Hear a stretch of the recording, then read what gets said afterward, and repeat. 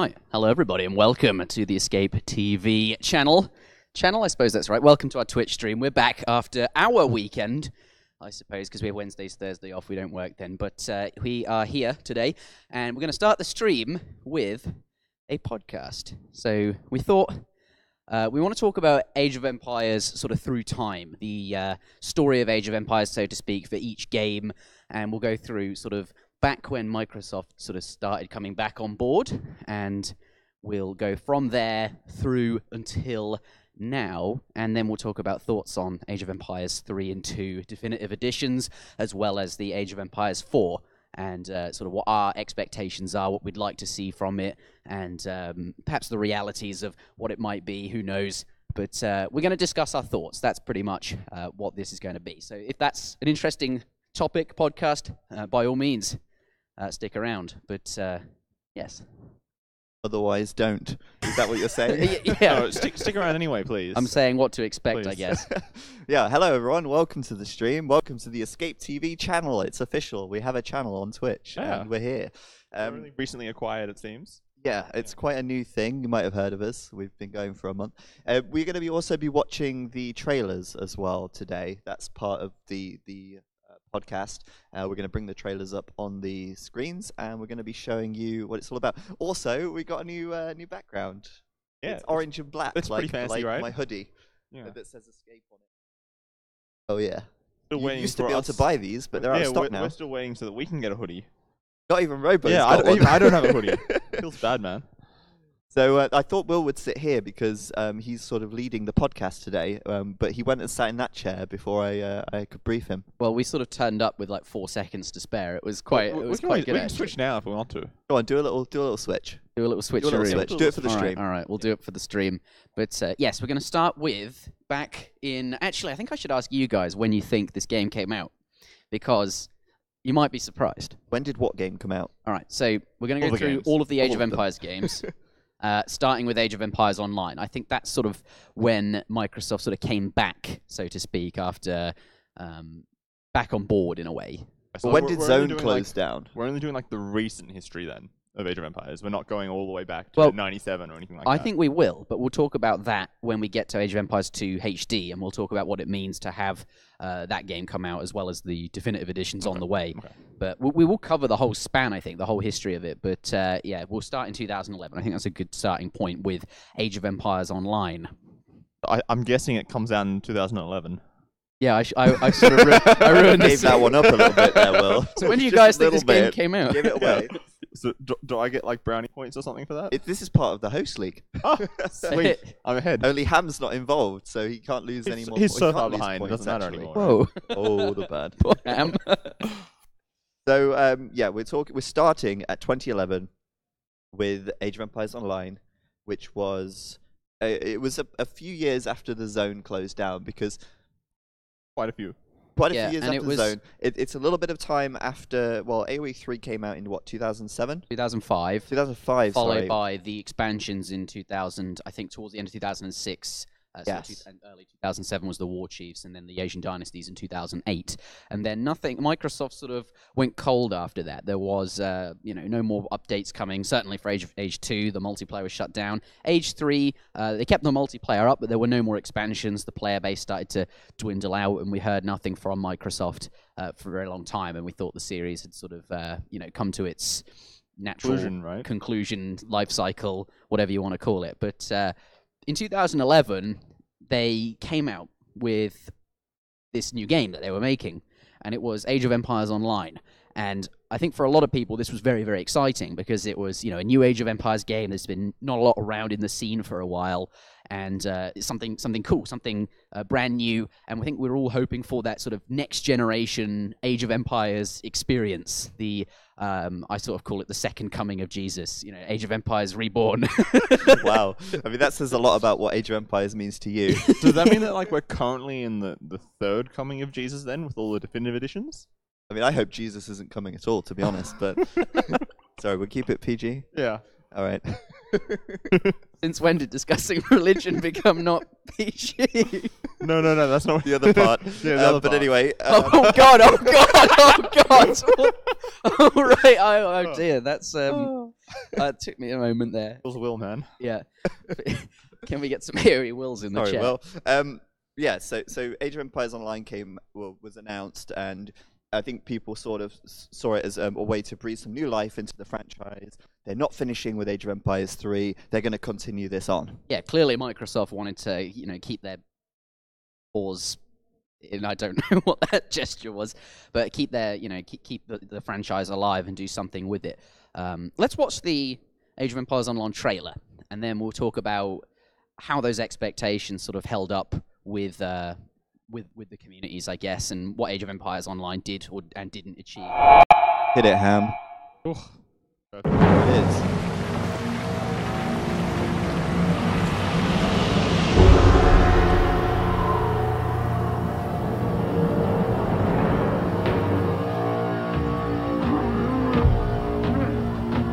I actually haven't seen this trailer in a long time. I can't even remember what happens here. I don't think I've ever seen this trailer before I love in the my life. aesthetic. It's holding this giant. Brilliant. Like, it really goes off like meat was that Age of Empires 2, 3. They use the meat icon. It plays on all these Age of Empires aesthetics and ideas. Well, I'm not sure. I think that the thing that strikes me about this trailer is it doesn't look like Age of Empires. It looks like a mobile game or, a very cartoony art style which we've not seen before in an Age of Empires game.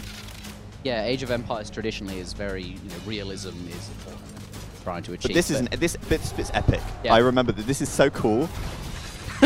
Look at that. Like, the trailer is almost funny as well, with how the arrows all right. dodged him and stuff, and he was just, he's getting cut. Are they but jelly beans or blood? yeah. Like, I love it. I love it. It's so cool. But it's just not got that, Age of Empires is not a funny game. It doesn't have the element of humor in it, which a lot of the other, well, I don't know. It's not built into the game. It's not baked into the game. But this is clearly taking that approach. It's looking for that other angle. Yeah, and this is now like getting revenge, I suppose. One entire tree to make 1 arrow. That does not seem efficient. That's like a huge carrot. I think this is brilliant. I mean, this is such a good trailer. It's very funny. And when I saw this at the time, I was so hyped for this. Even though it wasn't really, Age of Empires, let's say, it did have me quite hyped. And I think the reason they went for this art style at the time is because mobile was starting to really take off back in 2011.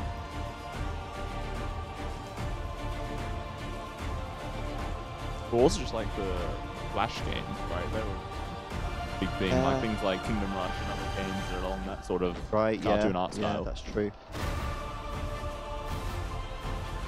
But yeah, the colours are very. And then he sort of winks at you, and he lost it. He did well for himself in the end with his giant tooth. There you go. Coming August the 16th, 2011. That was a long time ago. But yes, realism is expensive. And I think they wanted to make that Age of Empires game. And you can see they clearly went with this sort of cartoon aesthetic, which deviated quite a lot from the traditional Age of Empires games that always strove for realism. Even Age of Empires 1, although it was very old now, was striving to be realistic and hate real life. Age of Empires 2, very clearly detailed models, although 2D.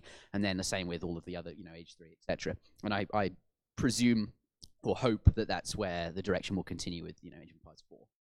But I think, if anything, that makes sense, because I think Age of Empires Online was not framed as a successor to Age of Empires 3. It was sort of like, the offshoot. We're trying this, it's in a different direction. Yeah, they're going to see what we can do with a different take on it. It's quite clear that that's what they're going for as well, right?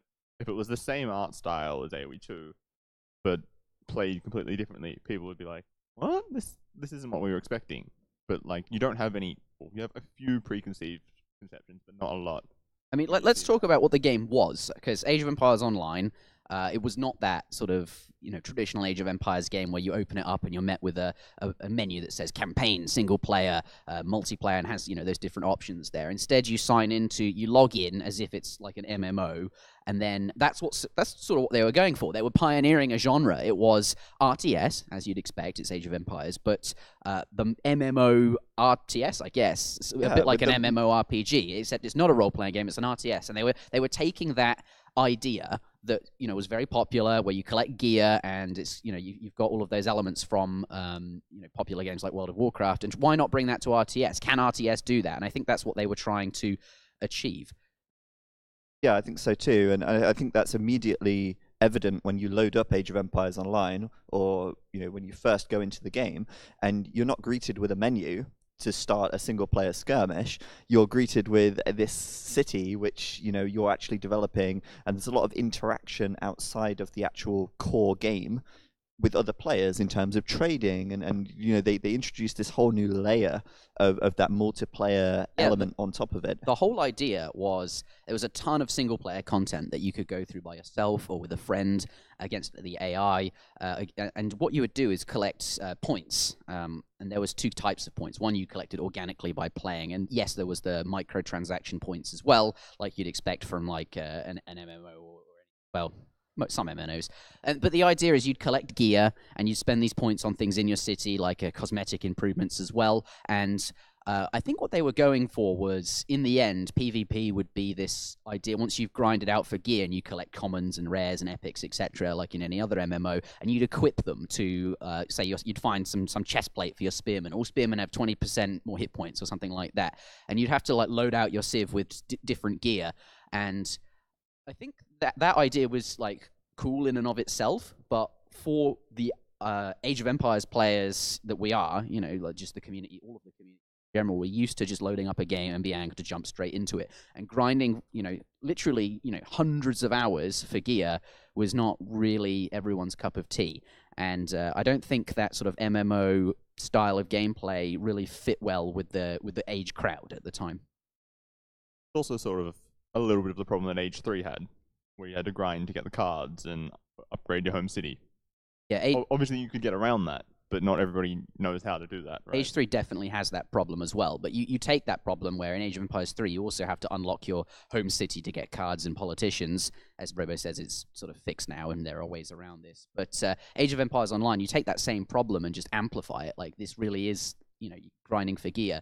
And I think it didn't work out. People didn't want to grind for gear, and the PvP, although it's a really nicely good game, it plays very well, actually, Age of Empires Online. We were playing it the other day. Very smooth. It looks really pretty as well, right? Just the units running around doing their things. I mean, it's obviously in that cartoon aesthetic, but it does feel smooth. The units, like, they move smoothly, they do what you want them to do. Like, everything, like, it just feels like a good, like... Pathfinding seems to be good. That's a big deal. And when you click on things, it feels tactile. Like, the building, like, makes a nice clunk, and there's all these, like, correct noises in the right places that make the game feel polished and beautiful. And Age of Empires Online plays really, really nicely. In fact, I think it is, to date, the best playing game that came out. If you just play it, it feels smooth, is what I'm getting at. That doesn't... Okay, so that was the issue. The issue was that it played smooth. No, the issue, more to the point, was that it was a great game.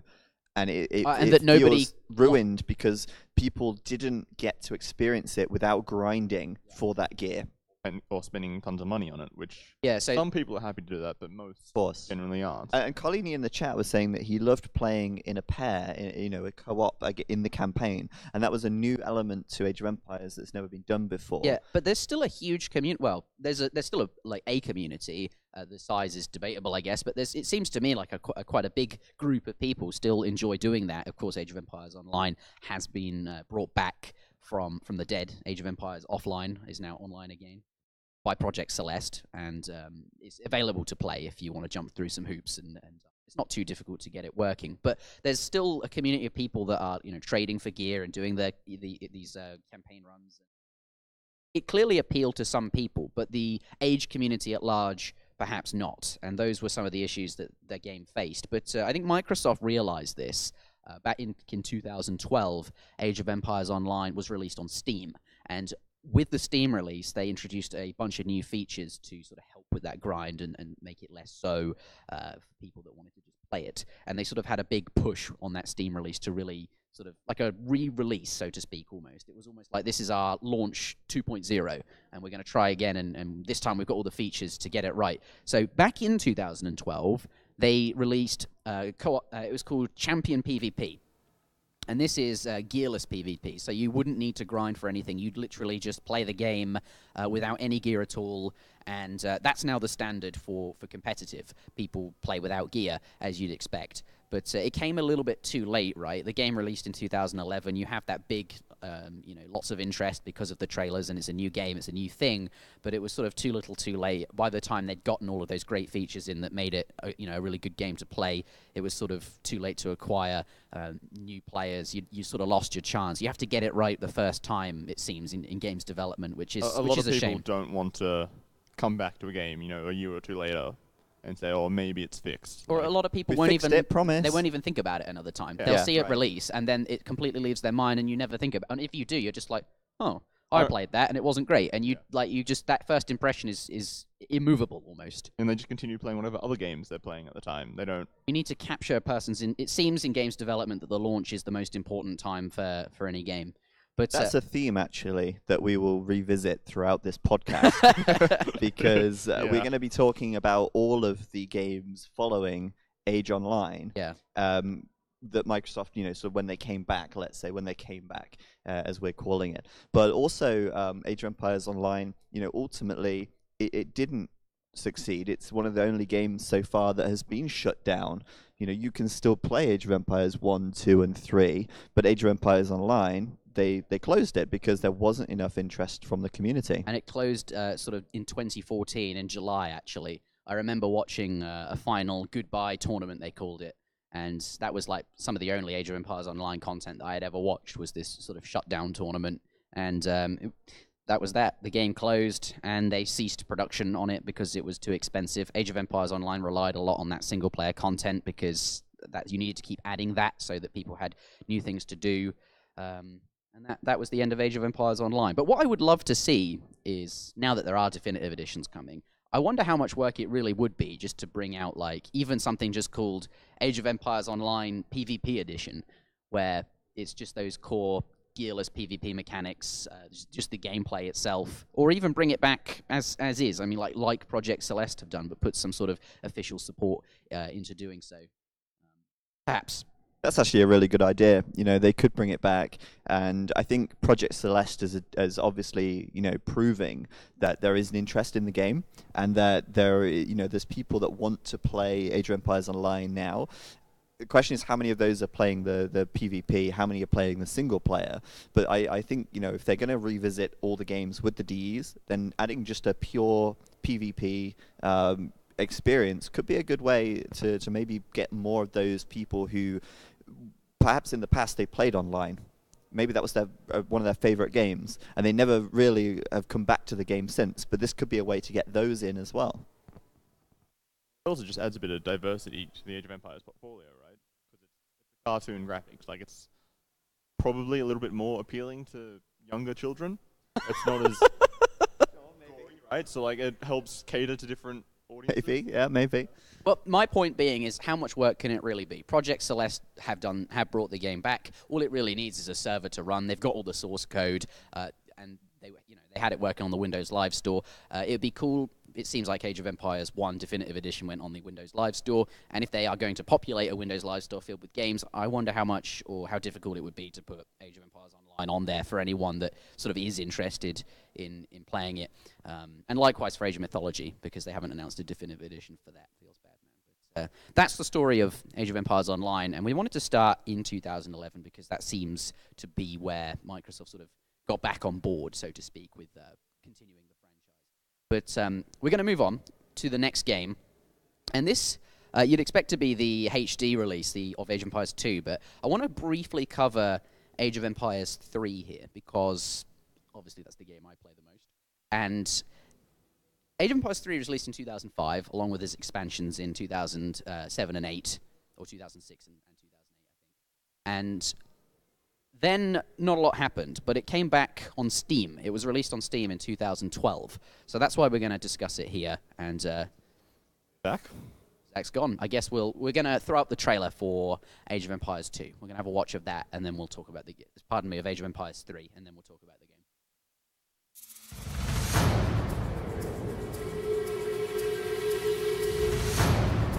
So this is the Asian Dynasties trailer, which added civilizations. At this point, there was already a Portuguese expansion, but this was They were the powerful dynasties of which Asia. added China, Japan, and India. And this is of the actual gameplay. Everything we're Architects seeing of here great is wonders of the actual world. gameplay in the game.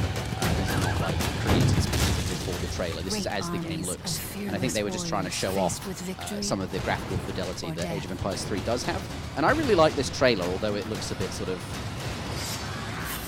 And he's back. Welcome back. Age of Empires 3, the Asian dynasties. So there are other Age...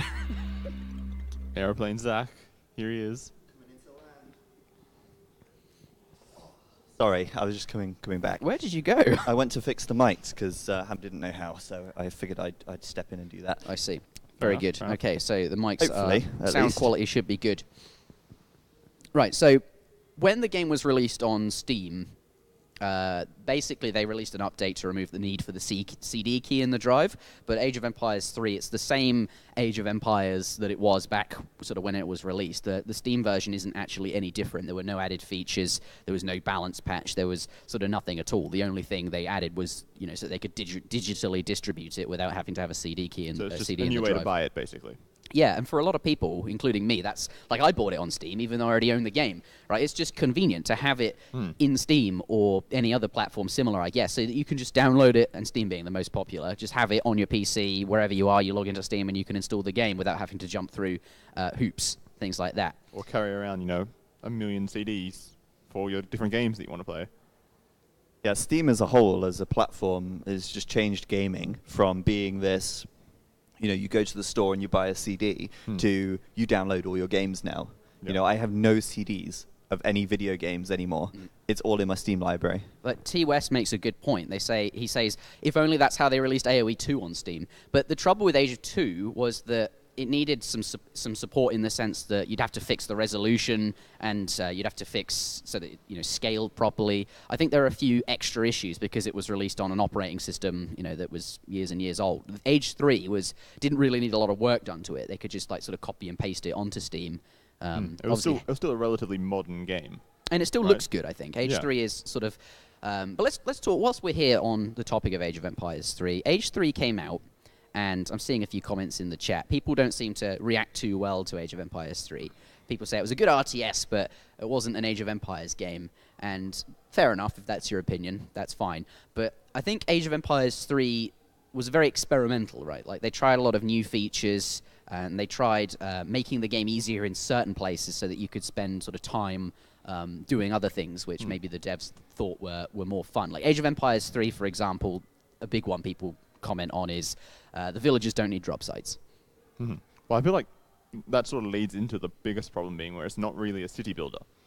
Whereas the other Age of Empires games, you clearly see, your city growing and expanding out. Whereas Age 3, it's very much, you've got a couple of buildings around your TC, and that's about it for a large portion of the game. Yeah, it's definitely not as sprawling. Like, Yeah. I think some of the best city building games are, like I remember we played Age 1 during the host league, and that was fun. I had farms everywhere, and it felt like just like going everywhere you went on the map, you had to build there. Yeah, and right. you Your empire just expands out. Yeah, and the same with Age 2, all these farms you have to build around your TC, and then like it just grows into this big sort of city, and you have and then Age of Mythology, that really did it for me, because you've got settlements, and you have to capture the settlements to then build them and make a town center on top of the settlement. So Which was great, because that forced you out onto the map. Onto the map, and it felt like made you're you building take a new risks. town. You had to open yourself up to another angle of attack just so you could expand your population or your influence on the map.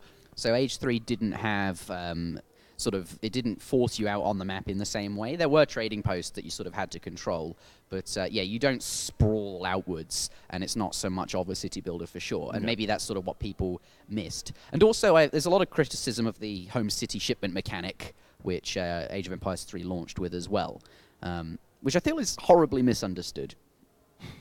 After seeing more AoE 3, I agree. I actually really like the game right now, but I think we're kind of a little bit on a tangent here. Yeah. Because the thing that sort of we're trying to keep it chronological. So AoE 3 came out on Steam. It did in 2012. And that enabled more people to get the game again, pick up the game again, and gave them much more ease of use. It made the whole process easier. Sorry, I was just reading chat there. Yeah, so since 2012, that's when it came on Steam, as we keep saying. The player base has sort of slowly been growing. Obviously, the golden age was sort of 2005 when it launched, and the expansion packs. But then after that, without extra Microsoft support, the online player base sort of was trending downwards. But upon the release of Steam, since then it's been climbing actually. And if you look at the Steam charts now, there's about sort of 2,000 average players at the moment. Yep, and sales help a lot. That's true. That's why it's sort of sales help. Yeah, sales Steam really sales are do best. drive the player base upwards, and I think that's a big part of it. So after AoE 3, We had AoE 2. Age of Empires 2 HD edition, which relaunched. Launched? I guess it was sort of a relaunch in a Not way. really. Yeah. Well, they pitched it as a remastered version of the game without much remastering in reality. Involved, yeah. Yeah, right. Like the biggest things was the native widescreen support, which previously you could only really get through some fan-made patches and awkward workarounds. But other than that, Yeah. there weren't any Yeah. major changes as far as I'm aware. Well, we'll look at the trailer and see what the trailer has to say about those changes. If Ham could hit that, we'll see what we've got. So this is the H2 HD announcement trailer, and this is what they had to say. Once we get past all the title screens. Here it is, the game that defined an age. Remastered in HD. Now this is the part that I don't agree with. Remastered. Nothing about it is actually visually different on the surface, apart from the cliffs. The cliffs and the farms. Right. And the water. Yeah, That's and it's about it. really a minor change to call it a remaster. I feel like it's almost false advertising in a way. It's more of a, here's the same game in a higher resolution. Basically. Touting. And some nice water shaders, which, it does look better, definitely. But that's really the main... I love how one of the phrases on the screen was multi-monitor support, as if you'd drag it across 2 monitors. Right, to like play. anyone's actually doing that, yeah. I think the big thing, though, is definitely the Steam Workshop. They didn't show it for very long, but that's, to me, one of the biggest things about HD. The Steam Workshop is by far the best thing about it, in my opinion. The ability to create mods, share mods, and the ease of installation of mods as well. Yeah. And it just... Because previous to that, all the mods were basically on Age of King's Heaven, right? Which is kind of a difficult place to find if you're not well into the community. Exactly, and then obviously the integration with your Steam friends list does make it easier to play games, arguably. Yeah. But then, of course, the game was riddled with lobby bugs, and all this stuff. So the HD edition, it had the promise to be a great upgrade to Age of Empires 2, but in reality it was a re-release of the same old game with a few additional features tacked in. Notably the Steam Workshop, the integration with your Steam friends, and a few different water shaders and things. But all in all, it was a little bit underwhelming at the time. So I think way we can frame this is Microsoft obviously saw a lot of support for Age of Empires 2. People were still playing it. People were hosting tournaments. People were playing the game still after all this time. And I think they thought, well, clearly to make a HD edition, actually I think this was sort of a trend at the time because Steam was growing in popularity and had grown really big, and people were using Steam. I think a lot of games that weren't on Steam, companies were thinking, oh God, we've got to get our games on Steam. So they went through their catalogs and archives, and I think Age of Empires 2 and Age of Empires 3, which we just spoke about as well, both had big enough audiences and player bases that they felt it was worth, commercially interesting to actually put the game on Steam. And part of me thinks that's why they did it, because obviously they wanted to drive those sales that they're missing out on, because currently, playing Age of Empires 2, you just download it online, right? And Microsoft don't see $1 of that, even though they're still... occasionally you might find a yeah. version on Amazon or an occasional a random computer store. Yeah, Yeah, exactly. but it's It's not not easy Those to get. sales are long gone. at it that wasn't point. being Yeah. printed, so to speak, anymore, right? It wasn't new versions, new copies weren't being made, so it seems appropriate to put it on Steam there. So I think I want to ask, what were Microsoft's intentions? Clearly it was to get it available on Steam again, start earning revenue from it again. Yes. But like, what else did they want to sort of bring to it? Like, they couldn't have just dumped it on Steam. They needed to add a few things to it, like to make it like a good purchase for somebody that hasn't played it since forever. Because if you just install the game and it doesn't have all of the resolution options. That's true. I think the main thing was, like you said, a lot of game companies were releasing their back catalog on Steam to see a resurgence of sales. B, they knew that Age of Empires 2 still had a lot of players, and I guess they wanted to see what would happen if they released it on Steam. And the result, of course, was over 6 million copies sold, which is insane. Do you think they were expecting that? I don't know if they were expecting that much, but I definitely think they wanted to see how well it would do and see. They're I think, probably ease of very, use. very, very happy with that. Oh yeah, of course. I think that was part of the reason why they continued on in the way they did going forward, which we'll talk about later as well. But C, definitely ease of use. A lot of people on more modern operating systems, you can't just put the CD in and it would work. There was a huge graphic bugs natively on Windows XP and above, I think. Yeah. Might have been Windows 7 and above. The weird like teal and right. All the green colors were messed up. Yeah, right. Coming in, yeah. And that obviously fixed that. Now, for those who were in the community and they knew about the game, we already had widescreen. We already had all the things that HD already had. So for us, it was like, well, it's on Steam, great, but this is really nothing new. But for the majority of people, 99+%, this was a way to play the game again without having to jump through the hoops or do the research. So it was a very logical and obvious thing for Microsoft to do, I think. Well, it worked for me. Like, I'd played Age of Empires as a kid, but I never really got into it. I'd watch YouTube occasionally. So you're saying we wouldn't have Robo without the HD edition? Hell no.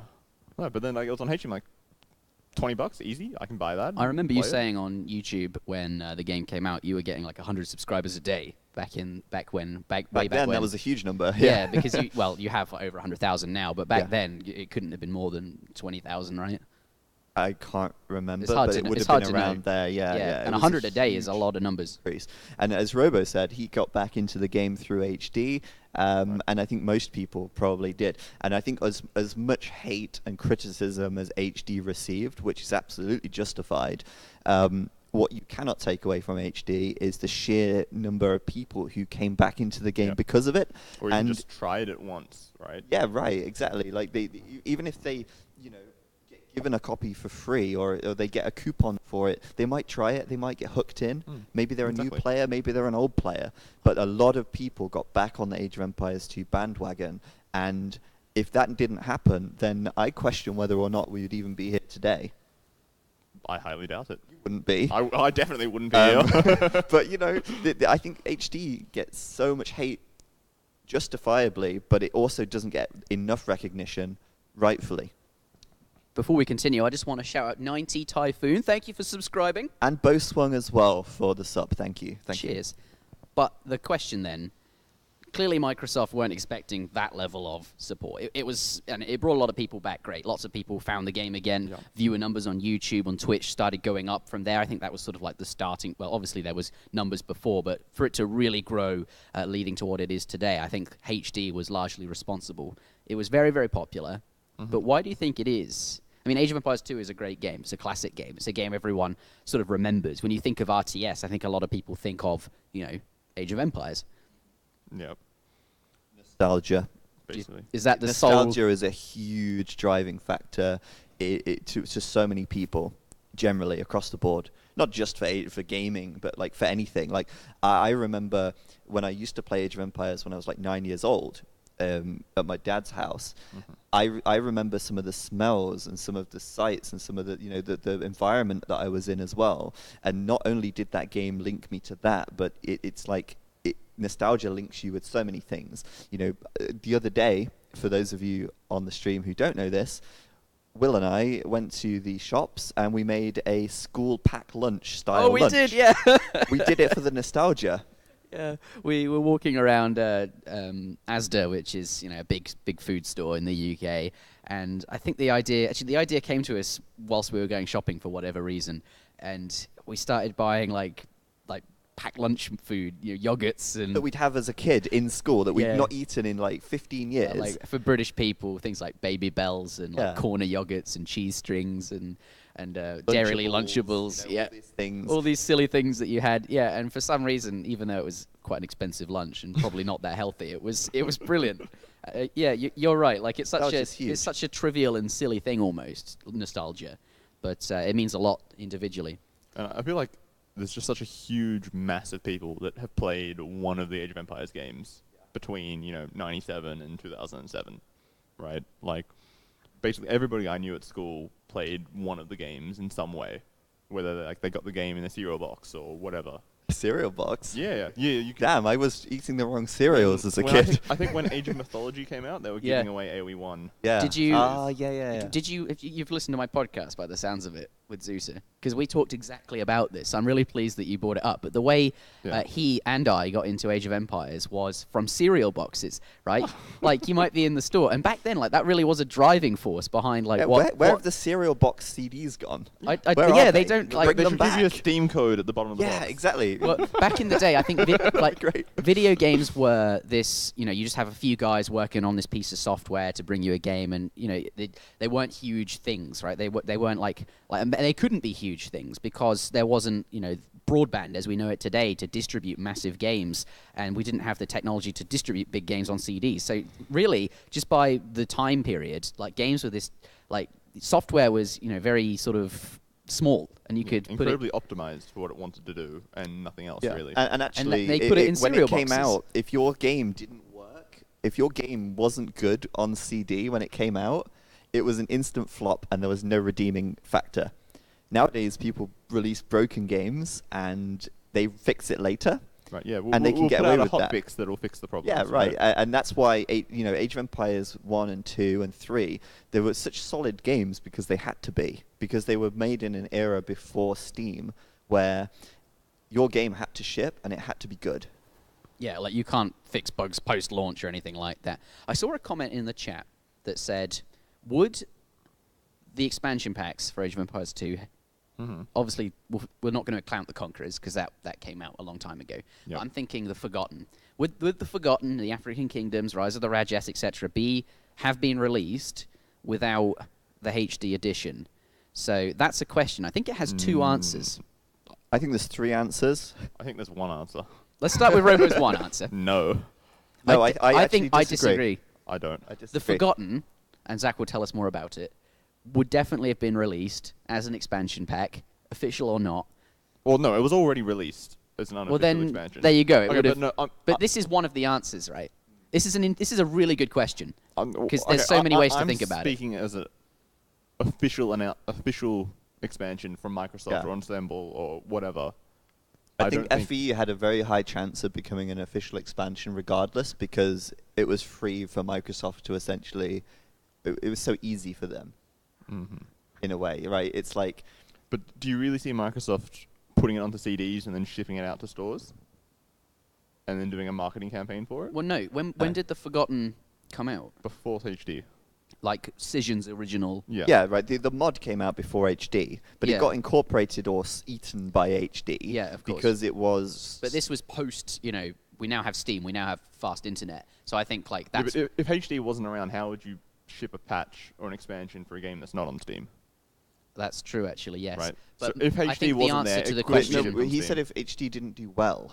No, he said if they didn't do HD. Oh. Well, the question is, would the expansions have come out anyway? And obviously, you're right because The you answer is can't no, you yeah. can't expand a game Yeah. that's not on Steam, Yeah. Exactly. and they're not going to release it like you're saying. But like the Forgotten, and that's why it's an interesting question, was available. Cision made it as a mod, and I want to hear that story because I think we should cover it here, and that's a big important part of Age of Empires 2. Let's play the trailer, and then we'll talk about the Forgotten, where it came from, and the story behind it. The original Forgotten Empires trailer showcasing the Italians. You can see the player as well is actually Cision when he clicks on a unit. And in the score tab as well. The Incas, the Indians. Such a basic trailer, right? But it was enough at the time to promote the game, show off all of the new civs and what was on offer. And this was really the first time that a mod had been able to figure out how to add new civs to the game. So Cision really the wanted first one of this scale. of this scale, but Cision's goal, I think, with this was to really make something that felt like a real expansion, the same way that the Conquerors was to the Age of Kings. AOF would be to the Conquerors. Yeah, it still felt like Age of Empires. Yeah, it wasn't right. It different. didn't It just change added too in much. some new fancy things, but it was still the same game.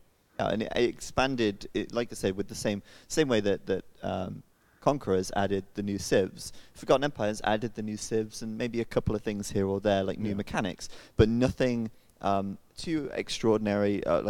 Sorry, not extraordinary. It was extraordinary for the time, but nothing too crazy. Like, it wasn't a total overhaul mod like the Portuguese civ mod, for example, or Realms. They or didn't add in something. like a 5th Age or Right, exactly. They completely took it. rework the units like Age of Chivalry or something like that. Yeah, it and I was think still that's Age of Empires. Yeah, precisely, and I think that's part of the reason why we saw AOF get picked up by Microsoft and integrated into the game as a real expansion, an official expansion, because it ticked all of those boxes from the start. It also did amazingly well. So where did it come from? Over 1 million downloads to this day. That's insane. Let's For a let's fan-made go. expansion is huge. You mentioned Cision. Yeah. Who is he, and where did this game come from? Who is your daddy and what does he do? Cision is from Belgium, and he's been a long-time Age of Empires player, and yeah, I guess he's known for playing Arena back in the day, and he got into modding through, I think it was the Chinese Hawk AOC community, which is a Chinese community. I think there was one Chinese guy who found out how to add in civs. Yeah, and right. Cision basically took that new knowledge and expanded it. And, to, and like, along the way, he 10th put degree. together a team of people as well. He started working with the modders and the people over at the AOK Heaven forums, where they made a lot of. That was where a lot of, at the time, the mods were being made. So he found people there, worked with people there. He took graphics with the permission of other mod makers to include them in his mod, and it was really he was the leader of it. But it was a really A huge community team effort. Yeah. And the result was the Forgotten that you're mentioning, with all the new civs that felt like traditional Age of Empires 2, like a real expansion felt.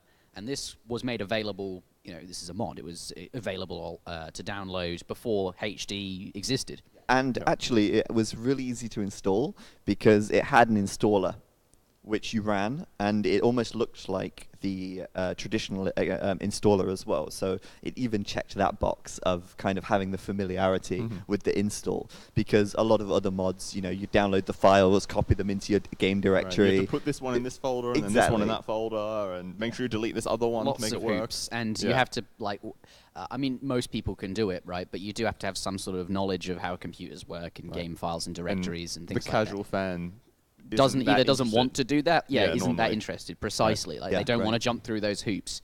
So if you just see it randomly, you might say, "Oh, I'll download it and play it." But if you have to spend half an hour to get it to work, you're like, "Well, I'll just move on to something else." Did the original Forgotten launch with campaigns and extra content like that? Yes. In their mod.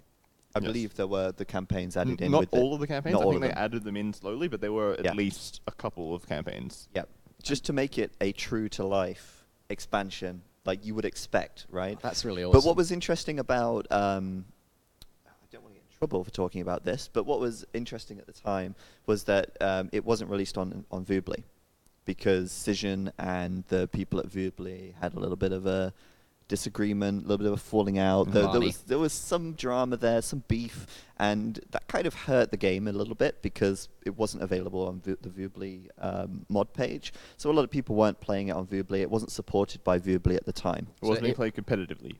Yeah, basically. That's where I was going to go. It wasn't the competitive standard. AOC continued to be, the original Conquerors expansion was the game that people played. And it very much was a fan mod at the time. That would be played mostly in single player, and there was multiplayer testing. I was one of the testers for the Forgotten with the balance testing, and there were quite a few people at the time. Milo, Bad Trip. There was like a mini Nations Cup during the beta phase, wasn't there? There was like 2v2s between a couple of countries. Yeah, there were. I There remember were 2v2s, seeing a Norway versus some other country on Cision's YouTube channel during the beta testing. There was quite a lot of testing that went into it from the community.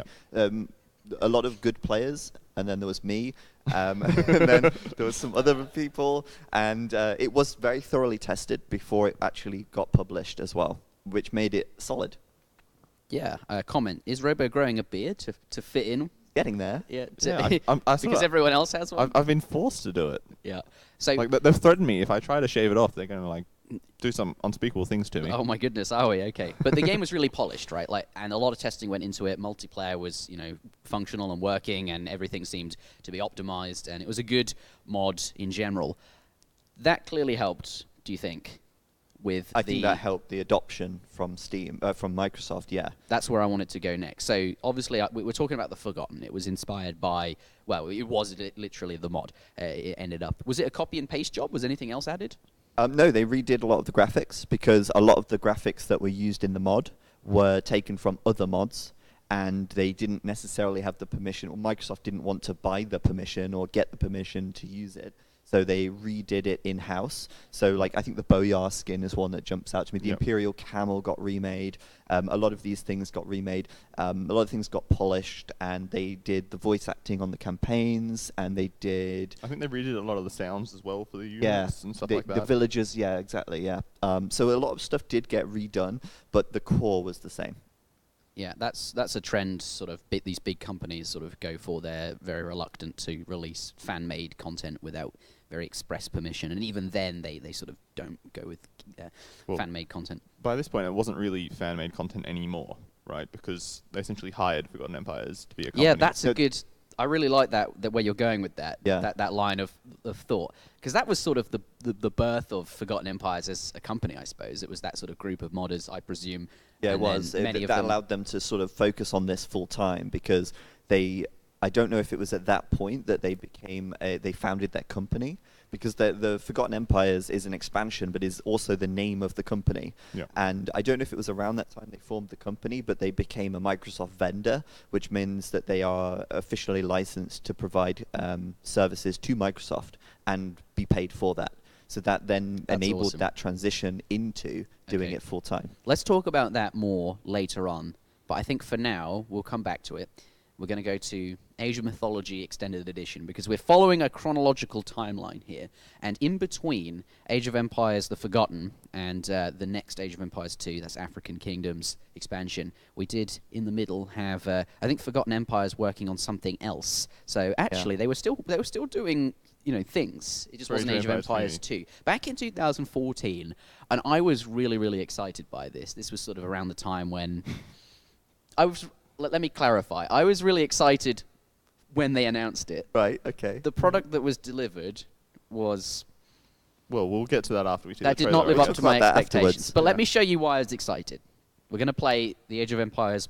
Age of Mythology Extended Edition trailer, which aired in May 2014. So Age of Mythology Extended Edition was the second re-release on Steam. And there you go, HD widescreen. New fancy water effects. New lighting effects. Yeah, they're making use of the 3D engine that Age of Mythology exists in, and you can see now they're like, look, this game's 3D, we're rotating, oh my goodness, and that's where the shadows come from as well. But they've zoomed out a bit more, which is helpful for I like this one, Twitch TV streaming integrated into the game. That's something I've forgotten existed. That was a big thing back then, wasn't it? That was so bad. And Microsoft still haven't learned, because they're still integrating streaming into Xbox, and it's terrible. But yeah, and they added trading cards, Steam achievements. Which is a Steam feature, yeah, as well. And there you go, Skybox were responsible for that atrocity.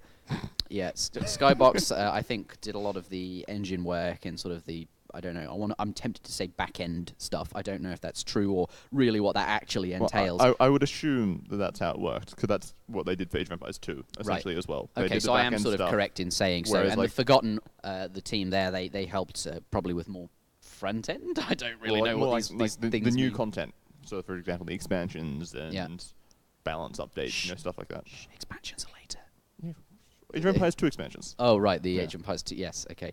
But, yeah, Age of Mythology Extended Edition I was really pleased with it, because Age of Mythology, the game before I got into Age of Empires 3, the game I've probably played the most hours on, is... Actually, I don't know about most hours. I played a lot of Age 1 and 2, but Mythology was where I started playing online, and that's when my online experience sort of started. I remember back in the day being on broadband, and like that's the first time my household actually had like good internet that wasn't flaky, and was able to play with people online. And I remember being in free-for-alls and team games and all of these different things, and I started playing 1v1s and getting really into it and trying to learn how to, play RTS at a competent level. And Age of Mythology is sort of my journey where that started. So to see the extended edition, it's sort of, as Zach mentioned earlier, nostalgia's a powerful thing, and I was really excited to see an extended edition. Putting it on Steam was brilliant. It meant I didn't need have discs or anything like that. It was really, really convenient, and to this day I think is one of the biggest selling points of Age of Mythology Extended Edition, the fact that it's on Steam. But the actual content that they came with, like we mentioned, the graphical updates, I think what they did was added shadows, because the game was 3D, so they were able to add shadows which weren't there. They added VSync support and a few other things. I'm not sure really exactly what they did add, but it was, the graphical improvements weren't amazing. It's still, I don't know, but the big problem was that it did not run well. Like, graphical improvements aside, it was broke. It didn't work. Yeah, it it didn't run well. Exactly. it didn't run. That well. was putting it mildly. There was a lot of it lagged a lot. It felt buggy and slow and clunky, and it didn't And to this day, the competitive Age of Mythology scene, which does exist, they just finished their Christmas tournament. Well, recently. I guess it's not so recent anymore, but they just finished a tournament, which I believe you can watch the VODs on Bolt TV on YouTube. But that was all played on the original Age of Titans, the expansion pack, the original expansion to Age of Mythology that came with the disc, and no one plays on Extended Edition just because it's too buggy, I suppose. And that's exactly the same story for Age of Empires 2 as well. Well, even now it's still buggy, isn't it? Yeah. Mythology. It's in a far worse state than AoE 2 is. Yes, AoE 2 did have a lot more pressure from the community to fix the game over the space of 5 years.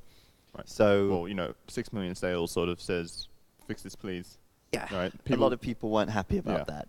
Whereas Age of Mythology probably didn't have so many loud, angry people, so it never really got that love that it deserved. Yeah, there's still a few bug fixes that, one of the ones that stand out to me the most is, we now have Age of Mythology Tale of the Dragon, which we'll get to later on, but the cinematic for that, obviously the Norse, Egyptian, and Greek all have sort of little short 2-minute videos teaching you, what the game's mechanics are, what that civilization does, and how it, does, various things in the game, and they're really well put together. But the Chinese one, even to this day, is, completely broken. It's normal, cheers to, I can't read that, Snape Snap. Oh, thank you very much. What does it mean? Oh, it's a new sub, right, gotcha. But not so new, really, but... Resub. There we go. 8 months, that's quite impressive. What was I talking about? Saying how the Chinese are still broken to this day on the intro trailer. The cinematic itself starts normally, as you'd expect. It's telling you about how they earn favor and all these different things that China does. And then it's here's one of their special units. It's called the Immortal. It decides what weapon to use, which in and of itself is a cool idea, right? The unit will be ranged or melee or whatever. It will decide how to fight depending on what its target is, which is a cool mechanic, I think. But then it just sort of for the next 5 minutes, these units just battle each other because for some reason it has 10,000 hit points and wasn't changed. It's supposed to be these units hitting this other unit a couple of times and it dies or something. But they're fighting each other for what feels like 10 minutes. Don't we have a video of this? We have the fixed version. Oh, okay. But I can't show you the broken version, which still exists today. I don't think we want to watch 10 minutes of two things just hacking away at each other. But we played Age of Mythology. We played Age of Mythology not on Sunday, right? Yeah, we did. In part of our... and it was okay, to be honest. Yeah, the game... I didn't see any major problems. Well, we were playing on LAN, which probably helped a lot. LAN helps. But that cinematic, I thought I'm going to go and check, and it was still broken. When did it come out? 2016, and what's 3 years? It hasn't been fixed. I bet you'll find a lot of other broken things as well if you looked harder for them. Probably, and I'm sure the Age of Mythology community will notice them more than others. But I'm not bashing Age of Mythology here. Age of Mythology is a wonderful game. It plays really well. The original Age of Mythology is one of my favorite Age of Empires games. And I really enjoy the gameplay and this idea of mythology and this... It's just so very thematic. Yeah, right? and you some of the feel like mechanics you're in it. back Nice. in, the mythological stories, fighting with the Norse or whatever it is, right? It just feels so real for something that's not real. Making myth units, casting or invoking, like the word invoking god powers, right? Yeah. That's Good. awesome, and I really wonder how you could do something just as awesome with a future game. Like Asian mythology hit those things Well, so I think well the for nice me. thing, we were sort of talking about this on the way home after that stream. The god powers are awesome. They're so cool, Yeah. but they're also, you can only use them once per game, so they're balanced as well. And you can't just spam them. Yeah, You you have can't- to think about the right time, and that's like such a nice mechanic to have. And it adds so much variety as well. We've been playing a lot of Seven Wonders, and it's kind of like, you get your different wonder board every time. You Yep. get those different abilities, and it adds that replayability. And as Robo said, you're training these human hero units to counter these mythical beasts. It all works so well, but it's all tied to real mythology. It's not like it's all Yeah. just made up. Except the Atlanteans, which is absolutely made up. But, Yeah, but for the they, most they, part, they yeah. create their own exposition, because in the campaign they explain how Atlantis is a made-up place, right? Sorry, guys. Well, It's made up. that is what mythology is, your though, opinion. right? There are people that believe Atlantis is out there. But mythology is not real itself, right? So Atlantis is a myth by yeah, definition. of course. So But there's no mythology to it, right? No. So what they did is made up a lot of stuff, and they explain it with exposition through the campaign. But actually, when I say it's made up, they do use real gods, or real, what they were called, titans. So like Kronos, Aranos.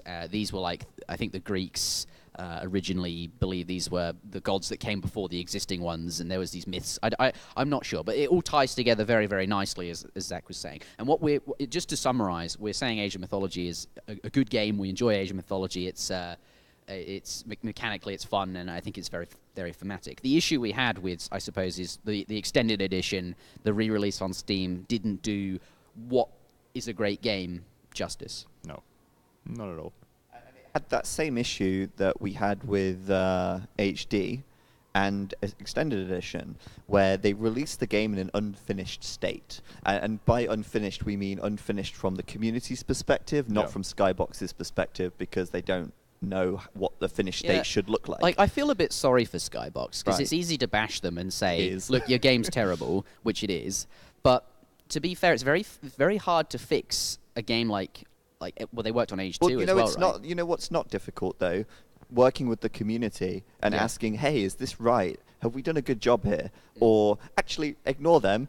We think this is right, and we'll just push that because that's what we're because- doing. I right? distinctly remember some of their Twitch streams back in 2015, 2016, where they're playing AoE 2, and bugs happen, and they didn't even know that they were bugs. Yes, Right. That was painful to Right? watch. And there's things really like painful. when the elo just doesn't appear sometimes. They're like, is that supposed to happen?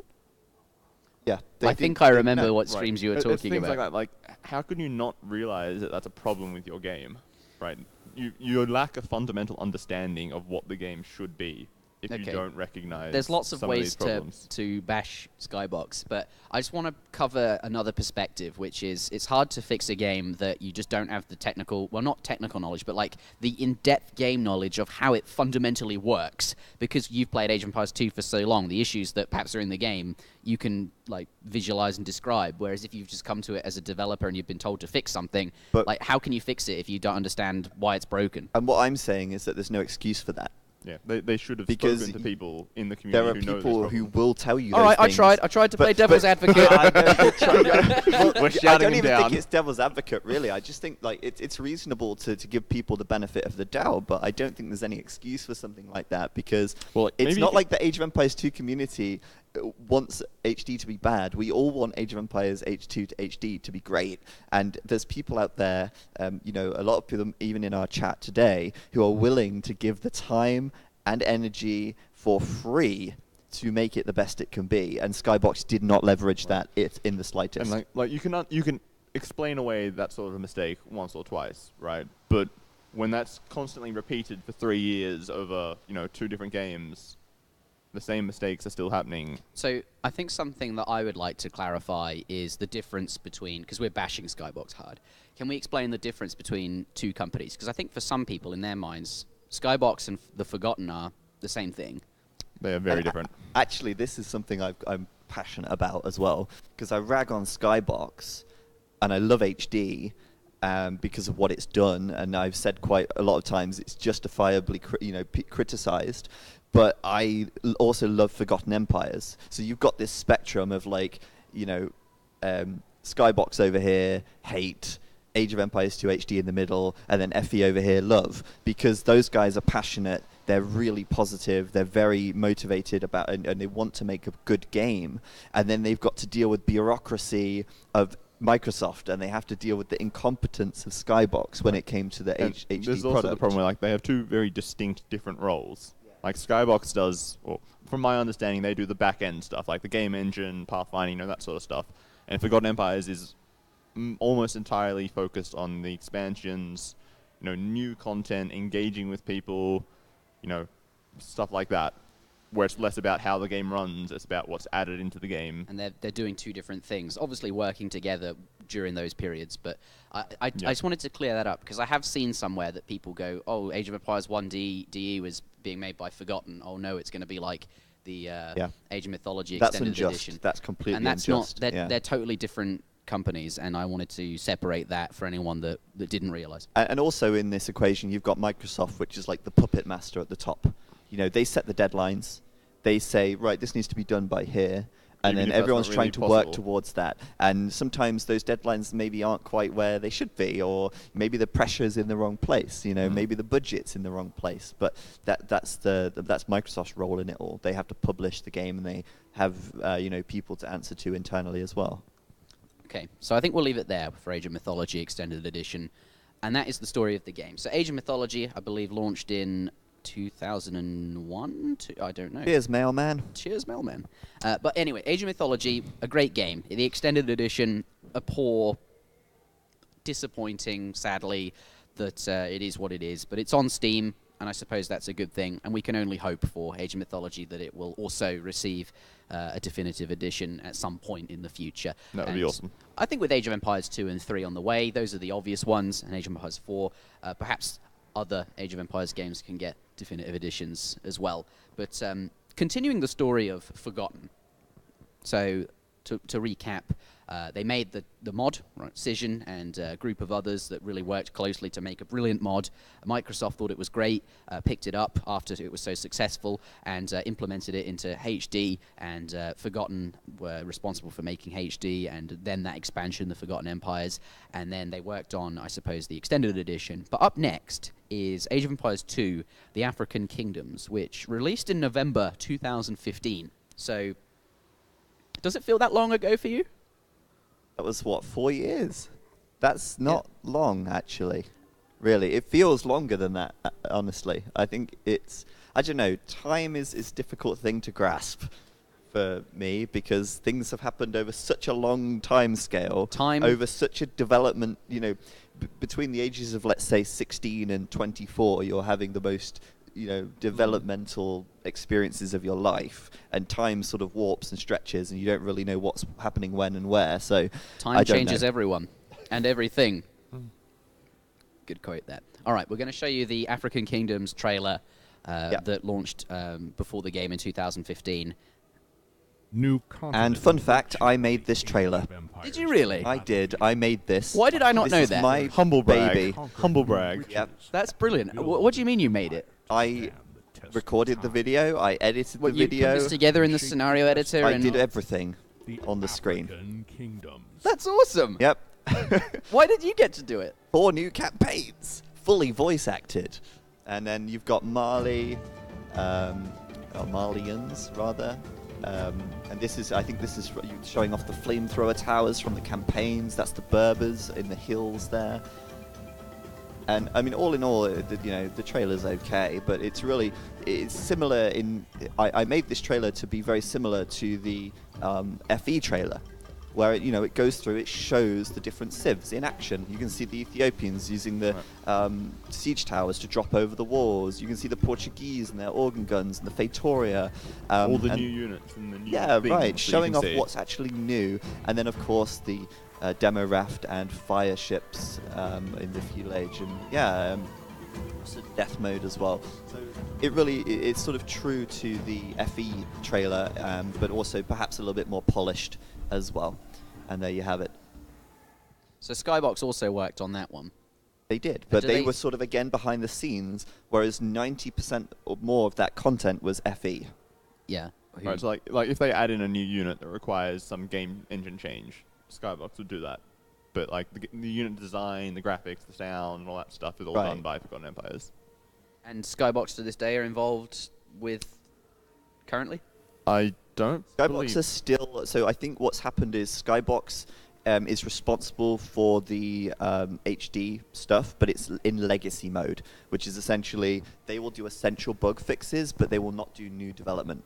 And I think the game at the moment is considered to be in a non-buggy state, so therefore bug fixes won't happen. New development won't happen, but if anything suddenly breaks, then they should be responsible for it, such as the ELO system, which actually that wasn't really their fault. They got a lot of flack for the ELO thing, and that wasn't really The problem is Skybox's like fault. it still isn't fixed properly though. So yeah, I think that's a Steam thing, not a Skybox thing. And that is another thing to consider as well. There's also Steam in the mix of all of this. Right. And the ELO, when the ELO broke, I don't know if you know about this, Will, but one day Steam made a change to their platform. It was not announced to anyone, No, and at a time. all of the ELO stopped working. So all of the rated games were no longer giving you points or losing points. So your current ELO would remain the same and be unchanging. This Yeah. was when the European GDPR Yeah. things came in. So privacy laws, the game itself could no longer connect to people's Steam profiles, and that's Yeah. like where the ELO was sort of stored. I see. So the game and Steam could no longer communicate to make these changes when games were won or lost. So Skybox were responsible for fixing that, and it took them a long time to fix it. But with enough credit to them, it came out of nowhere. There was no announcement that would happen. But that's a kind of Okay. example Fair of a enough. bug fix Of an essential that bug needed fix. to happen. Okay. That they would be responsible for. But obviously we know, well, it seems very unlikely now that... before I continue, I want to shout out Chosenanol, pardon me if that's wrong. Thank you very much for subscribing. 2 months in a row, or 2 months in total, I suppose it is now. Cheers. Absolutely. Absolutely. I knew it. Absolutely. I knew you would say something. Yeah, absolutely. My catchphrase almost. That was it. Yeah, but it seems unlikely that Age of Empires 2 will see any more expansions on the Steam current HD build, right? With the definitive edition on the way, it don't seems think to so. me that it would be redundant to add new content to the Steam HD. Well, that's something that we know that also hinges on how Age 2 DE is released and how that's handled. So we'll talk about Age 2 DE We will talk later about that on. later, yeah. But So I my, think we my can hopes are revisit they'll that. consolidate content. But yes, Yeah. we will revisit it. I think it's hard to say anything else about African kingdoms other than, the Berbers, Ethiopians, Malians, Portuguese were added along with campaigns. Yep, new campaigns for all the civs. And obviously all these things are available in the scenario editor as well. But I think we covered it mostly with the previous expansion Forgotten Empires did. So the Forgotten, this was their second expansion. Second. And the third in total for Age of Empires 2, And the first actually, being the Conquerors. To interject there, it Oh! was solid as well.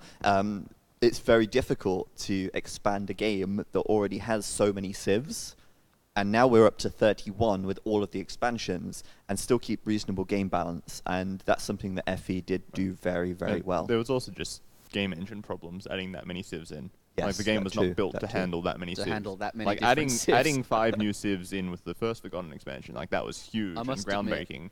when And I- continuing to add stuff was just adding problems essentially. That's where Skybox came in, yeah. essentially. Yeah, and they made that. I must admit, when you click to see the civs available, and it just gives you You this have to actually enormous scroll list. to get to the bottom. It's Yeah, quite it's cool. daunting. It's Yeah. cool. And although obviously Age of Empires 2, a lot of the civs have the same units and buildings, it's still going to be incredibly difficult to balance those interactions because when you do, what is it, like 31 squared or something like that, like for each Yeah. different matchup, all these possible permutations of matchups, and is it balanced or not? So a big job there for them, and that's Still an African ongoing games. But work in progress. the story yeah, for sure. Still I mean, going even- on. Even Yeah. currently, balance changes are coming out, I believe, and that's It is, yeah, and that's actually really awesome because Forgotten Empires have put together a balanced group. So the balance changes might not come regularly, but they will come, and they Right. are still being worked on. And that's something that FE has always done well. They've been in touch with the community because they came from the community. And that's something that why I criticize Skybox and Microsoft so much for this, because they, aren't really in touch with the community, right? Until more recently, when they seem to care a little bit more and they start to bring people from the community in, with Age 1 DE, for example. But we'll talk about that later as well, I think. I think it's really interesting, like the sheer number of civs. Arpex in the chat says, the tournaments keep a lot of people interested in the way you sort of play these matchups because there's so many of them. And I think that the way competitive AoE 2 works, at least from my limited exposure to it, it seems that it's more of a... I mean, obviously all the pros are they know all of the civs, they know all of the bonuses, they know everything, like, very intimately. But it's still a case of, like, oh, they're this civ and I'm this civ. What's good against what they don't have? What do I have on my tech tree? And it's this, like, every game an assessment of, like, how do I play this matchup? What is my game plan?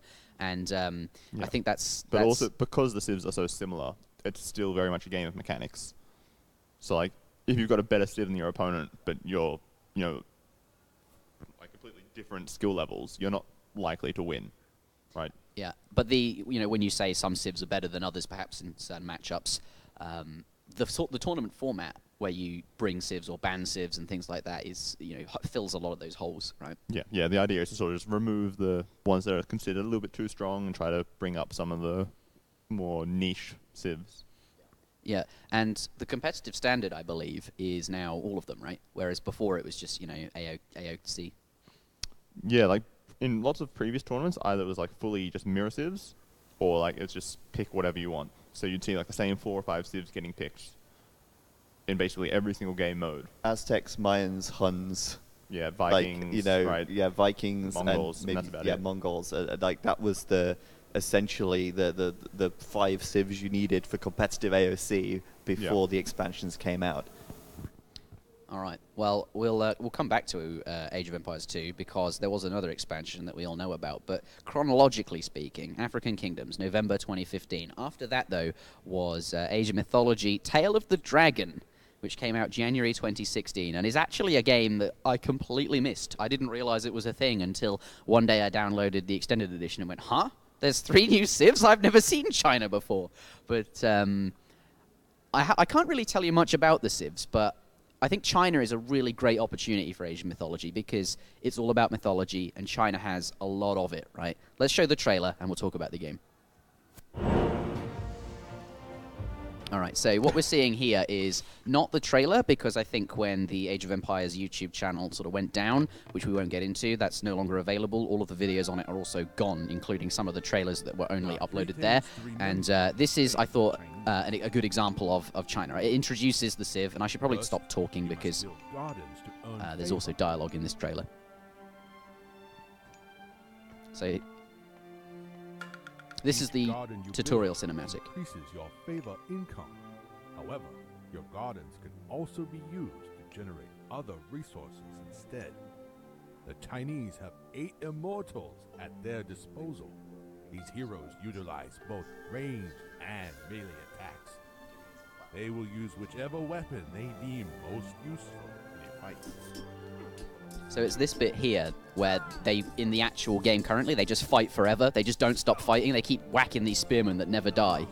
But it's clearly fixed in this cinematic here. But above all, they excel against myth duels. What we're seeing are the Immortals that are the Chinese hero unit. They're very good against myth units there. Chinese Did that, like, is the line thing just jump out of nowhere? They can heal your wounded soldiers, but they can also convert enemy units to join your side.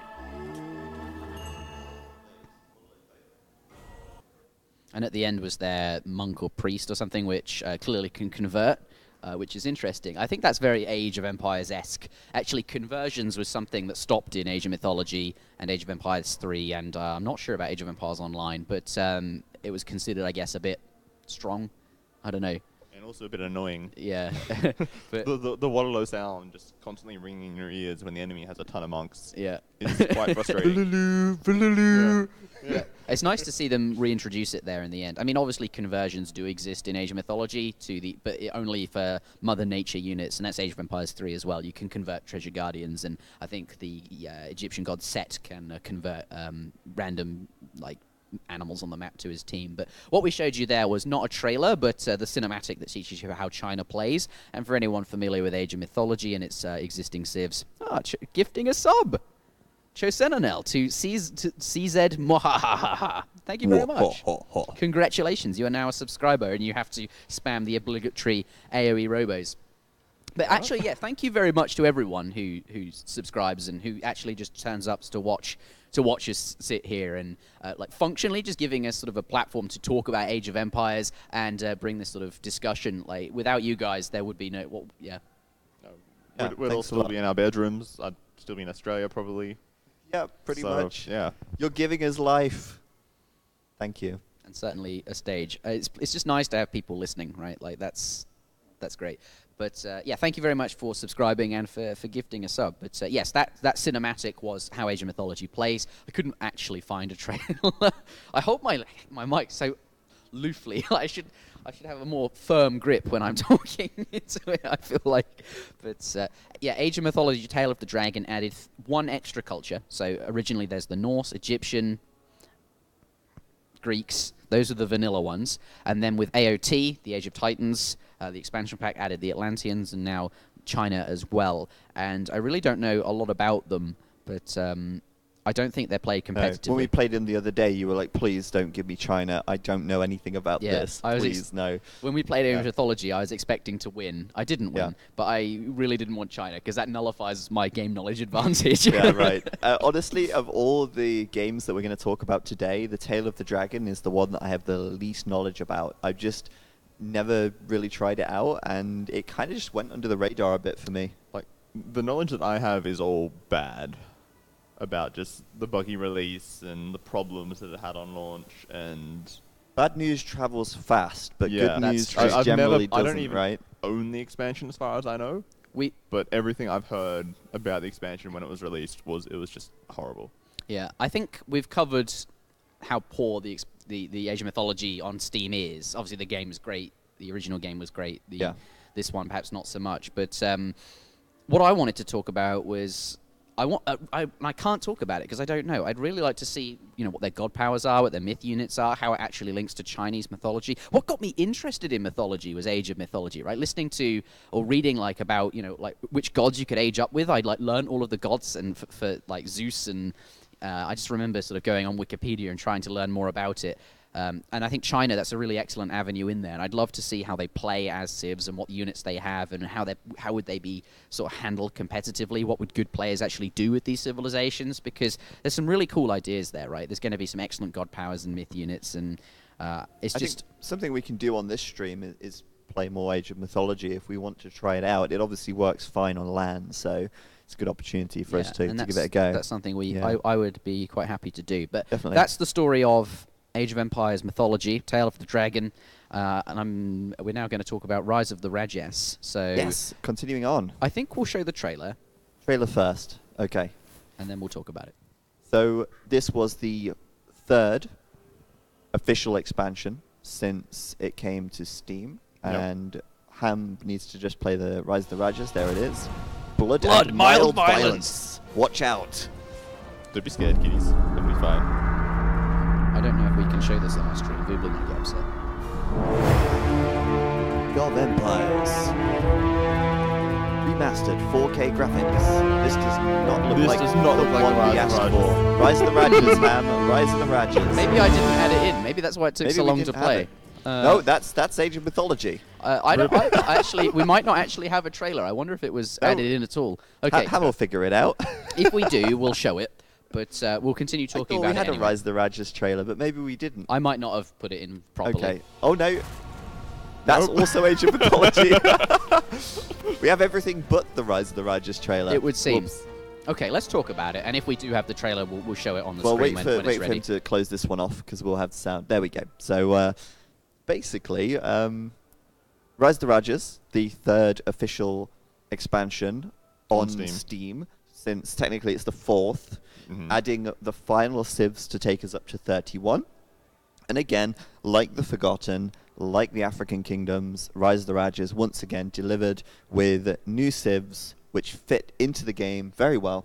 had new mechanics, which also didn't completely change too much, but did add some variety, such as the amphibious terrain, and generally just expanded your possibilities within the game. Yeah, basically. That sums up pretty well. There's new campaigns, the new units, new civs, new terrains, new everything. So many expansions. How many in total now? Including There's AOC? four expansions, including AOC. It's a lot of civs. And so Yeah. it started with 13 civs, and now we're up to 31. Damn, From the Age of original Kings AOK. had 13 Yeah. civs. It's a lot of civs. That's a lot of civs, yeah. It's a lot of It civs. is, and maybe Ham can let us know if we have got the Rise of the Rajas trailer. I can't remember if there was one, but I'm feeling like there was. No, we don't have one. That's fine. Never Okay. mind. But Never mind. just imagine that we showed it to you. But it was also in around this time when the 2016 that Microsoft sort of started getting on board with what they're doing currently, that is sponsoring a lot of sort of tournaments and events. Oh, and yeah. great we've got Getting stuff more to say involved about in that. the community. This really was like the start of their drive for more community interaction, I feel. For sure. So when Rise of the Rajas came out, we did a Microsoft-sponsored tournament. We being Escape. We being Escape. You administrated it. Yep, with T-West. I made the presentation that went to Microsoft to try and get the money to do it, and it worked. And they sponsored, I think it was $5,000 prize pool. I think so, yeah, something like that. For Battle for Angkor.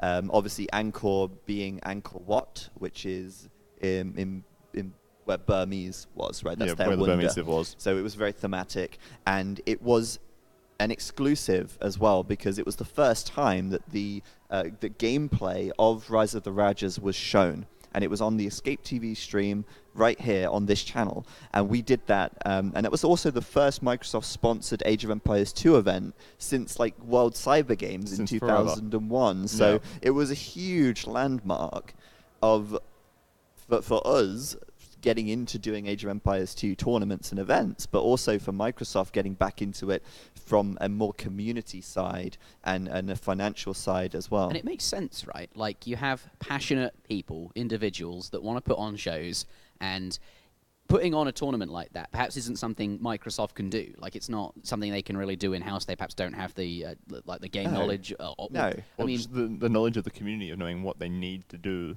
to run a tournament. yeah, and when you've got people in the community that have these platforms already, and you can. But I think that's the best way to do tournaments. Find people that are passionate and want to put the shows on and want to bring it, bring awesome Age of Empires to you. And I'm very, very pleased that that's something they got back into. The last time Age of Empires 2 is seeing a lot of. I mean, someone said in chat, did they sponsor NAC 2? Yes. Yes, they did. Did they sponsor King of the Desert 2? Yep, Yes, they they put did. $5,000 in And each the of original those. King of the Desert. Not the original. I don't Okay, think that so, was no. before. Right. No, it was after they started sponsoring, but they didn't get sponsorship money for it. But they've sponsored a lot since then. So Escape would do regular tournaments. We started with Battle for Angkor, then we did like the Escape Gaming Masters, then we did the All-Star League, then we did the There was Return of the Kings. Yeah, Return of the King 2v2. We did EGM 2, EGM 3, EGM Regicide Edition. And all of these were sponsored by Microsoft, which enabled us to host regular tournaments. And then after that, we went to Microsoft with ECL because we said, well, look, we're doing these one-off weekend events. What if we just make this a long-term thing and we kind of create this platform that can support competitive Age of Empires long-term? And try to push AoE 2 to being more of a professional esport. Yeah. Just that, I think also, like, obviously every company wants their game to be played competitively and as an esport. That's amazing for any company. It just, we're having that big stage and people that are so invested and passionate about it. And Age of Empires 2 certainly has that, and it's growing, which is great. But more importantly, I think just putting on shows, like having big numbers on Twitch, have a surprising amount of like sales that are driven from these streams.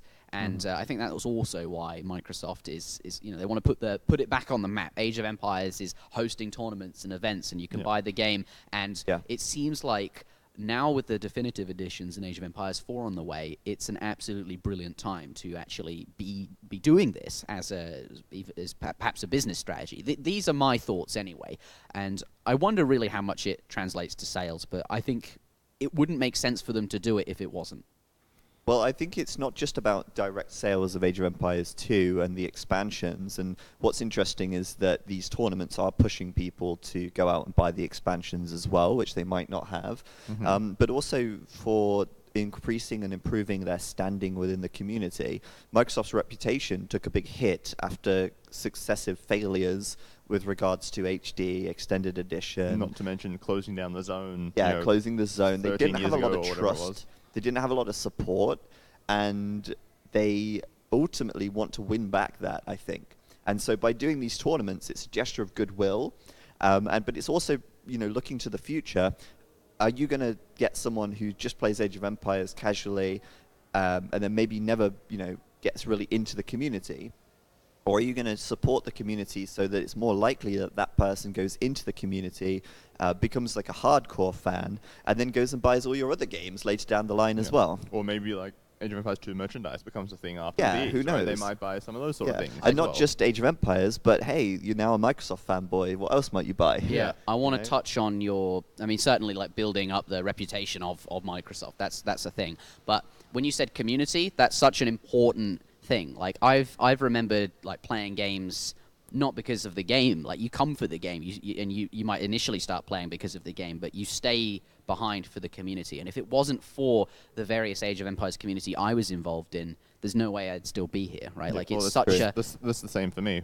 Like I started playing for the game, but then the people that I met, the people I became friends with, continued to play with over 6 years is what kept me coming back. And then seeing other people putting in their time and effort, hosting tournaments and stuff like that, supporting the community, inspires others to do the same thing. And you end up Great. with people like yourself, Robo, Zach, I guess all of us here, who want to push Age of Empires forward and just bring it to more people, like it's the gospel or something. Like, we're evangelists essentially, right? Like we're Monks. we're We're converting you to Age of Empires. like we're spreading the good word of Age of Empires franchise. But that's something that is so true, like the community aspect. For example, Dota 2 and League of Legends, two of the biggest games in the world. Yep. Both MOBAs, and you either play one or the other. There's very few people out there that play both. And they're both very similar games. Yeah, right? they're kind of, mechanically similar-ish. Right, like they're the MOBAs. Yeah, the idea of the game is Yeah. the same sort of thing. Even the same style, like shape map, right? Yeah. And what separates them is, do your friends play Dota or do your friends play League? Because if your friends play Dota like my friends do, I'm playing Dota. Yeah. And I don't have friends that play League, so therefore I never played League. And so it's really a case of what your friends are doing. And hey, if Microsoft have more people playing Age of Empires, that means more people's friends are playing Age of Empires as well. Yeah. There be any gameplay after this talk show, not of Age of Empires, but this channel and our YouTube channel. There's plenty of Age of Empires online. We'll put some links online. Not Well, there's maybe It's one on the game. internet, There's but- maybe one game of Age of Empires online. but of Age of Empires online, the game, perhaps not so much. But yes, we'll put links to that in the description. Did we? We just hit 100 subs. I'm being told. Amazing. Poggers. Who was the 100th sub? TJ Weejay. Thank you I very much. recognize that name Yeah. from somewhere. You met TJ Weejay in real life. Did I? That would Yeah, be you why. have. Okay. Thank you Thank very you. much. 100 subs. We did it. Woo! We don't have any party lights or any music. We do but have party lights. We can't put them on though. Maybe Ham's playing some music to the stream right now. Maybe he's putting some We wouldn't know yeah. though. But yeah, I think just to finish on community, like that's, I think such a strong, such an important thing to foster. Is that the word? Yes. Yes. And grow.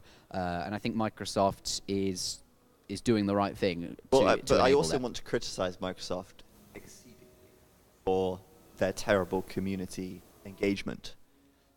Now, we are running tournaments, and the community exists in many different places. The community exists on AoE Zone. There it is. Flash it, flash it. The community exists on AoE Zone. Yeah. It exists on Reddit. It exists on Steam. It exists in Game Ranger. It Yep. exists on Voobly. AOK Heaven. It's right? everywhere. And what Microsoft have really failed to do is unite the community into one platform, one place. They've tried a couple of times with their forums on ageofempires.com and the Yep. previous website. effect, I think, Yep. that they were intending for. Actually, I think the most successful times they've united the community is when they've shut down various places And that pushed them another way. Yeah, and then like out of the ashes forms like this phoenix-like, Right. it was the same with, for example, like I think the very first time, when the zone shut down. I mean, Yeah. I don't know a lot about this, but people came together to build their own way to play the game, and the community built its own thing, right? And back when there was I think it's called agecommunity.net. That was a website, that was a forum that almost all of, like, it was pretty much exclusively the Age of Empires 3 forum, and that's where the Age of Empires 3 people were using it as a forum, agecommunity.net.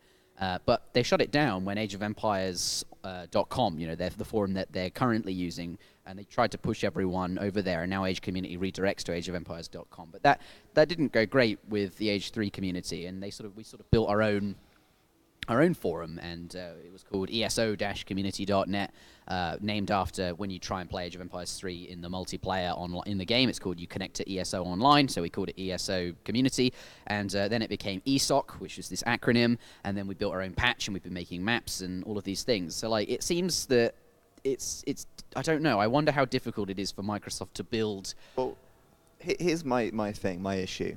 It's that because they've been so out of touch with the community for so long, they've never really gotten back on the horse or the elephant, and they've never really sort of got in control of it. Like I said with Age 2, it's spread all over the place. They've got over 800,000 followers on Facebook.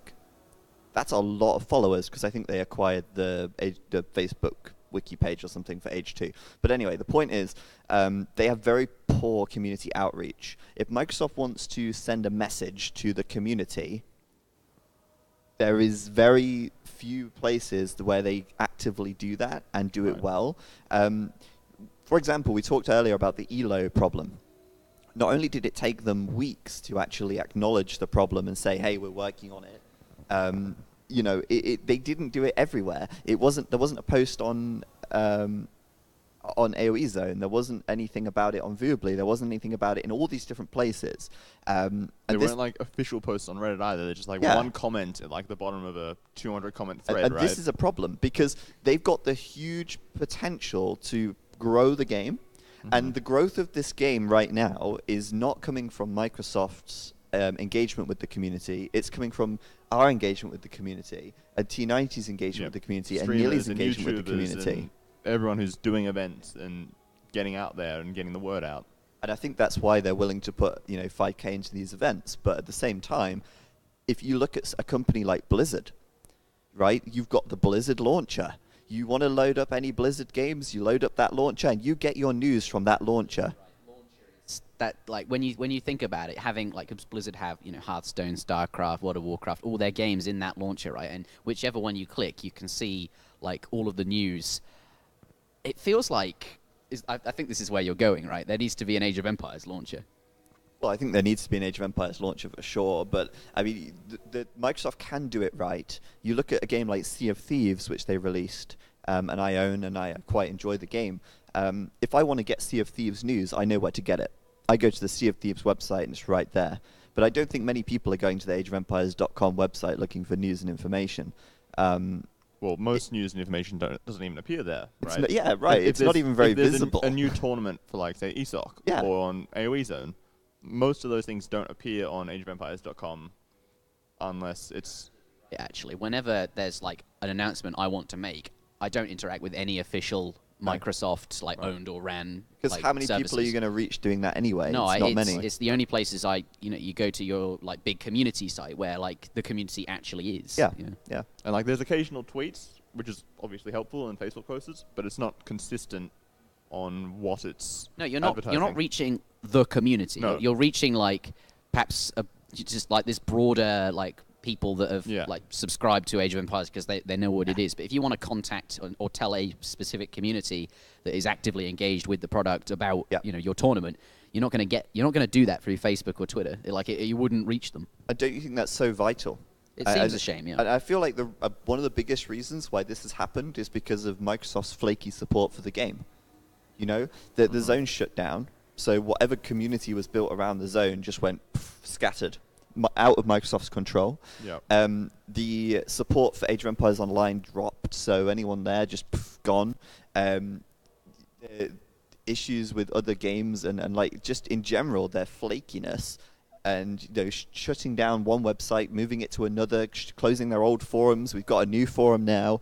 Like there needs to be a definitive, wink wink, like actual like thing that this is where it's gonna be and this is what's happening. I'm being told, Eagle Mutt says in the chat that actually you can't use the official forums to mention community-funded tournaments. That's something against their terms of service. Well, there you go. That's a really sensible rule, isn't it? That's really interesting. Wait, Right. so wait, you The ones can't that mention Microsoft the are prize sponsoring? pool, or you can't mention the tournament at all? I think probably the prize pool, but I don't know. I would need clarification. But it seems in the past, from my experience with Microsoft, back when Prestige was around, who did he was good. He was excellent, yeah. And it's been a long time since he has been around. But yeah, you could like stream your tournament on the official Age of Empires Twitch channel, but you couldn't mention money at all or anything like that. That was true. But I imagine the forum is like that too. But I don't know. That was Pres Steve Kiefer, the old community manager, being banned from being announced on the. Oh, that's interesting. I don't like that rule, but there's probably a legal reason for it, I imagine.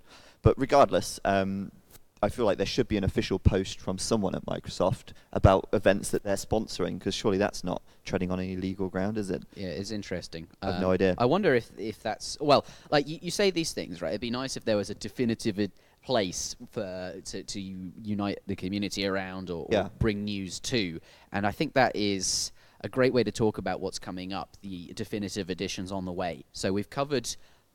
basically Age of Empires through the ages, the history and stories behind each game, and we're up now to the point today where we are here. We've skipped Age 1 DE. We have actually, but in a way that's also a definitive edition. That is a definitive edition. So but where do we go from here, Will? You're the tour guide.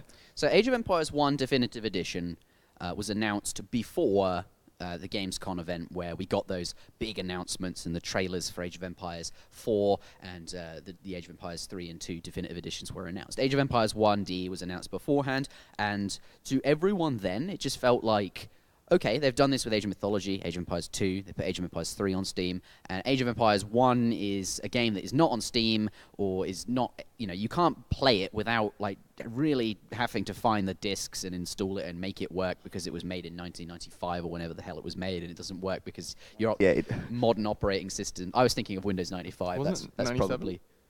7. Yeah. I think it was 97. Oh, it was Rise of Rome that came out in 1998. Yeah. But the game was not available to play in an easy way. And the Definitive Edition just sounded like they'd called every other edition something else. Age of Mythology was called Extended Edition. HD Edition. HD Edition. You got all these funky names, and DE was just like another funky name that they come out of the ether with. So the Age of Empires 1 Definitive Edition was announced, and I don't think people thought a lot of it. They just thought, okay, we're bringing it to Steam or to the Microsoft Store, which is actually where it ended up. It's now available to play. Fair enough. But the word DE now carries a lot more, I think, with it. Like, now that we know there is going to be an Age of Empires 2 DE and an Age of Empires 3 DE, the Age of Empires 1 DE, that means something else. It's like this is the final version in a way. This is a new breed. This is exactly. Yeah. And I think we should talk about Age of Empires 1 DE because Microsoft, I think, achieved what they wanted. Although there are issues with the game which we want to talk about that perhaps the community have issues with. But we'll talk about the story of Age of Empires 1 DE from our perspective. But first, let's watch the trailer, because it was actually a very, very good trailer. And roll the tape. Right one. We will find out in a moment. Is. Yeah, there you go. so I remember watching this trailer, and I thought, could it be Age of Empires 4? I don't think it was this specific trailer, but when they start with that sort of, they show it, I mean, this one doesn't seem to have it. Right, yeah, so just to clarify, new graphics, actually new graphics. Which looks bloody amazing. Yes. Right? Like just the destruction animations where like, you see all the rubble like turn into bits and then fall down. Or Right. like that. It looks This is what I wanted beautiful. HD edition to be, Yeah, or EE right. edition to be. like just look at these units. Like look how pretty it is. New soundtrack, everything. The soundtrack was absolutely amazing. Let's be honest. Like the orchestral, just it's not really a remix, but like recording essentially of all the sounds was just beautiful. Something that I just love to listen to. as I was saying at the start, I remember watching the trailer, and you could see like they had this sort of stained glass video of something brilliant. But yes, like when people think of Age of Empires 1, I think you have a lot of nostalgia for it, because I remember playing that when I was much younger. It was, I just remember playing it, and as we mentioned earlier, nostalgia is quite a powerful thing. But you think of the game, and you think of like what it used to look like, and then when you come back to it in this modern age, it just doesn't live up to your expectations, or your memories are just like, it's almost like it's just not the same, right? So I think with the definitive edition, the idea, or the Microsoft narrative, so to speak, was you have this great idea of what it is in your head, but then when you actually see it and what it was, it does not live up. It looks pretty bad. So the definitive edition improved all of the visuals and models. We've got 4K models. I think they are in there. The game files are huge. How many gigabytes? 17 gigabytes. 16.8 gigs, Right. something It's like a that. big Which old is massive. file. I mean, in this day and age, that's not considered to be a huge game, but for what it is, it's Well, Age considering 1. the original game was what, like 250 Yeah. meg, something like Tiny. that, probably, on a CD. Yeah, it was very, very small, right? Yeah. So the idea was to like improve all of those models and make it live up to your expectations, and improve the music so that it did that. Like the actual Age of Empires 1 music was like bleeps and bloops almost, right? Some sort of like telephonic keyboard, I don't know. But now it's like this massive orchestral, amazing It's piece of huge, music. yeah. And The Wallaloo, the intro sound is insane. And they've really done an amazing job on the visuals and the sound.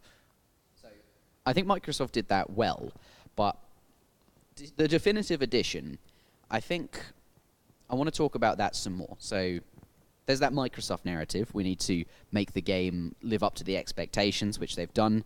But there was a few features missing that I would expect to see in every RTS game that were not in Age of Empires 1 Definitive Edition. Elo? Elo is definitely one of them. That's the one that strikes me as the biggest. Yeah, that's like And the matchmaking. biggest complaint that I've heard. There's also no matchmaking, right? Like Well, you can a lot of the Age of Empires games don't have matchmaking. But with a definitive edition, I would hope to see like a start game and then just you get launched I into feel like it. the That's true. definitive edition should be Microsoft's, this is the best we've got. Like, we recognize that maybe in the past we didn't make the best game. You know, HD edition for Age 2 maybe wasn't the best. Maybe extended edition wasn't the best. And let's just, we're going to do all of them. We're going to redo them all. And we're going to give it everything. We're going to give it the absolute best we've got. And it should be the best experience we can make it. And immediately, when Age 1 DE dropped, I think everyone realized this is not it. No, this is not a finished product. This is not what we were hoping for, or what we expected, what we needed this game to be. No worries. Yeah, so I think that was kind of a big disappointment at first, but you can't take away from the fact that the graphics are great and the audio is great. Yep. And those are the two things which are going to stand out the most to I think a casual player. like a right? casual player. Most people probably don't care about ELO and rating systems. Like if you just look at HD, there's what, 6 million sales. But Yeah. there's maybe like 500,000 people on the ELO ladder. Yeah, so Right. for that you can't It's like fault not them. even a tenth of the people actually play competitively. Okay, so it doesn't seem like a super important feature, perhaps, from that Microsoft. Well, no, but I think it should be an important feature because the game does have a huge competitive scene in Vietnam. And Microsoft know that. That's why they sponsored a tournament in DE Yep. for the Vietnamese community. There was even a LAN final. Yeah, for there was a it. LAN final for it. And so they wanted to appeal to that audience, and they know that that's a highly competitive audience, yet they still didn't include the ELO system, which I don't know if that's because it's... I have no idea why. And there's not even recorded games, No. as far as I know, which is a bit questionable as well. I'm actually going to be right back, and I will see you in a Okay. moment. All right, well, we'll continue talking about Age 1 DE. People in the chat pointing out and reminding us that it was delayed as well. That's true. This was a huge issue, actually, and I remember because I was one of the testers. So was for- I was in there as well. So Robo and I were both testers for Age 1 DE, and this is where I think Microsoft realized, we need to include the community. We need the community feedback. Yeah. And I remember having a call with someone at Microsoft, and I said, look, this game is not ready for release right now. At the time, it was bad. Like, we're talking about beta. When we were testing, no one else had seen it. It was bad. Right. There were large periods of times where like you could only play single player. Yeah, it or was you so could bad. only play multiplayer. There was no sort Yeah. of, just test everything. And I've not played a lot of Age 1, but I could tell you that it was bad. It Mm. wasn't right. And I relayed that to them, and they were like, well, the release date's looming. It's getting closer, and the game is way unfinished at this point. I don't even think all the graphics have been finished at that point. Mm-hmm. And they were really reluctant to push the release date back. And the reason why is because they put it up for pre-order. Yeah. And when you put a game up for pre-order, if you change the release date, you legally have to refund everyone. And so because of that, they really wanted to release it when they said they were going to release it. But in the end, they had to push it back because they knew it wasn't ready in time. Right. And I think that was the right decision 110%. Definitely. Because we've talked about it already on this podcast. First impressions matter and first impressions count. Yeah. And if they'd released Age 1 DE in that state, they would have had much more negative feedback than they it would have been insane. And they still had a lot of negative feedback. Yeah. So what does that tell you, right? Like I understand where they're coming from, right? Because like people see that their pre-order has been cancelled, they might not buy the game at all.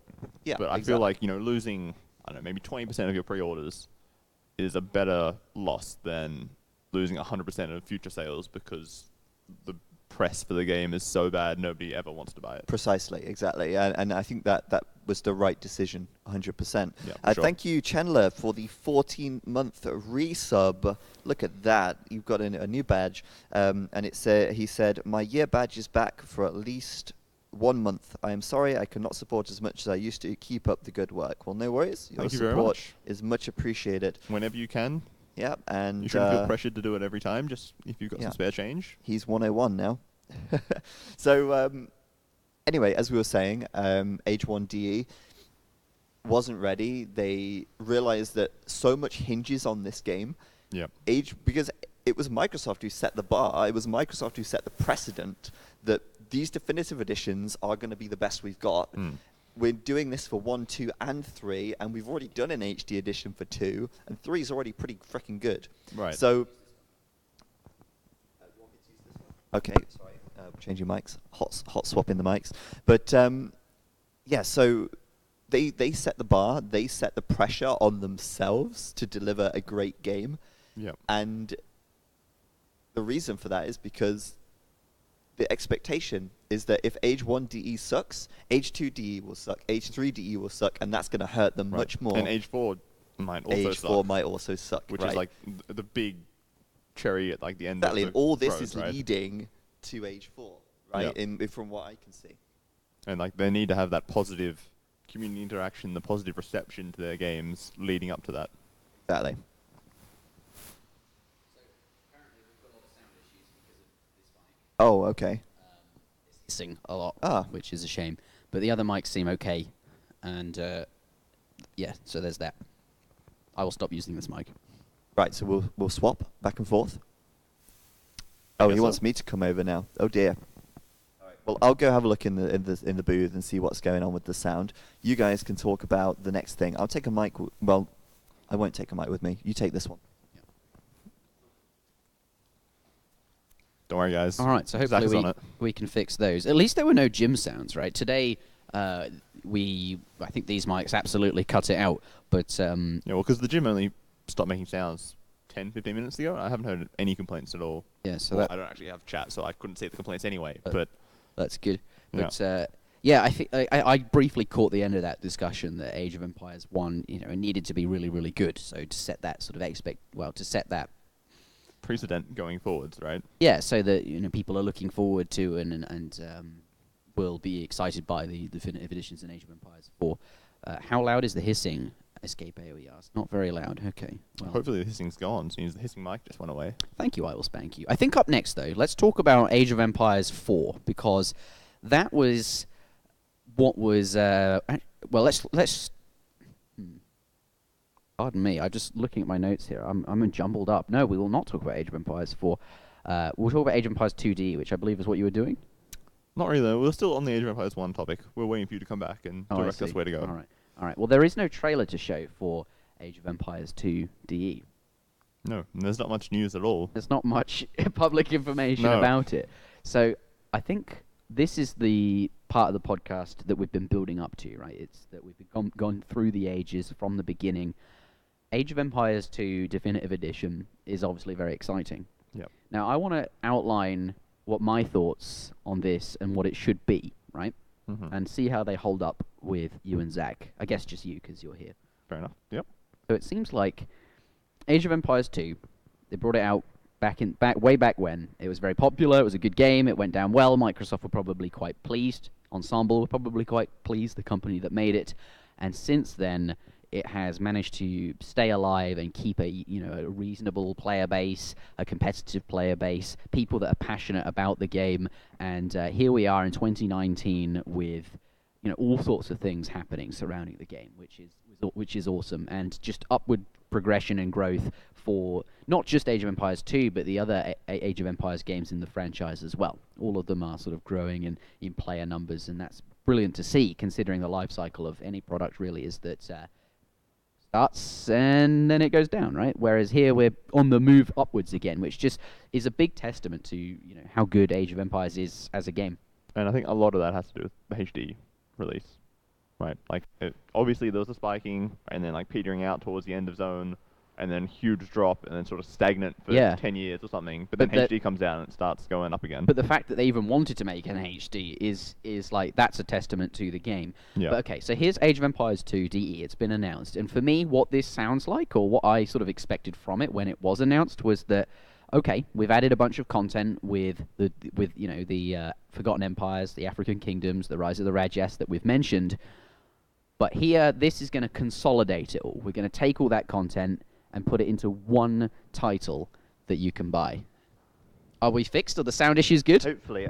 Sorry about that, guys. There was a bit of hissing on the mics, and I just, I'm the guy who knows how to do the equalization and stuff, but I also have bad hearing, so it kind of doesn't work. That's not a good combination. So I couldn't hear the hissing because I can't hear high-pitched stuff, and I went and fixed it. So it should be fine now. Okay. Hopefully. Let us know. So we're just about to discuss what my thoughts are on Age of Empires 2 DE. Okay. And when I heard that it was announced, as well as Age of Empires 3D, like what I thought that these meant and what I thought would come. And I want to see how my expectations hold up to you guys.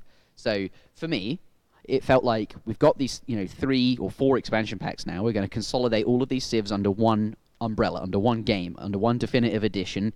We're going to basically... so you've got the HD community. You've got Voobly, where people can play competitively. And it felt like to me that Microsoft acknowledged that the that HD didn't achieve that sort of community cohesion that we were mentioning earlier. They didn't bring everyone together to play on the same patch, on the same place, in the same browser, so to speak. But I felt like that is part of what Age of Empires 2 DE is trying to achieve. I feel like that's what they want to do. They want to bring all the features that Voobly has and make it like a viable place that people will want to go and play it, and bring that everyone together to play under the same umbrella. So I think what that means is ELO. It means Obviously, the spectating features. Yeah, and everything Voobly has and more. Everything that Voobly and user patch, which is like a big part of why Voobly is so good. The user patch features, but also, I would hope for sure. that they have that as well. But that's so much stuff, right? Like, Yeah, and but if they don't even have ELO for Age 1 DE, yeah, then how are they going to rival user patch with Age 2 DE? Well, I'm not saying this is realistic. I'm It saying this is should what I be, want it to be. But I agree. I completely agree. Right. It That's should be what all the good things of HD, easy Yeah. matchmaking, like easy just getting into game and playing, plus all the amazing features that Scripter and the user patch team have done, and the Right. Voobly team have also done. But all of that put together in one big, awesome mass where everybody can play together in a nice, big, happy place. That's the dream. That's the Yes, dream. for But sure. what I would say is that, unlike Age 1 DE, Age 2 DE is probably going to have more attention paid to it because it is the bigger game. It should. has the bigger community. It's the one that Microsoft has been supporting for a longer amount of time. It's the one that they're still putting money into. And that's in the one with the tournaments, biggest right? player base, right? Where Yeah. Age Exactly. 1 DE doesn't necessarily need all of those features. No, it feels very much like a nostalgia Yeah. story doing Age 1D, but Age 2 is very much this is necessary to be good Yeah, to for sure. appease and keep all the community engaged with us in our goal for the Age of Empires series. Yeah. And it's a similar thing with, I think we'll talk about Age of Empires 3D at the same time. So what I was hoping... So currently, the big issues plaguing Age of Empires 3, there are things that need to be fixed. Firstly, the ESO multiplayer is dog-awful. Dog-awful. Okay. I think we all know what I was trying to say. It's dog-sh.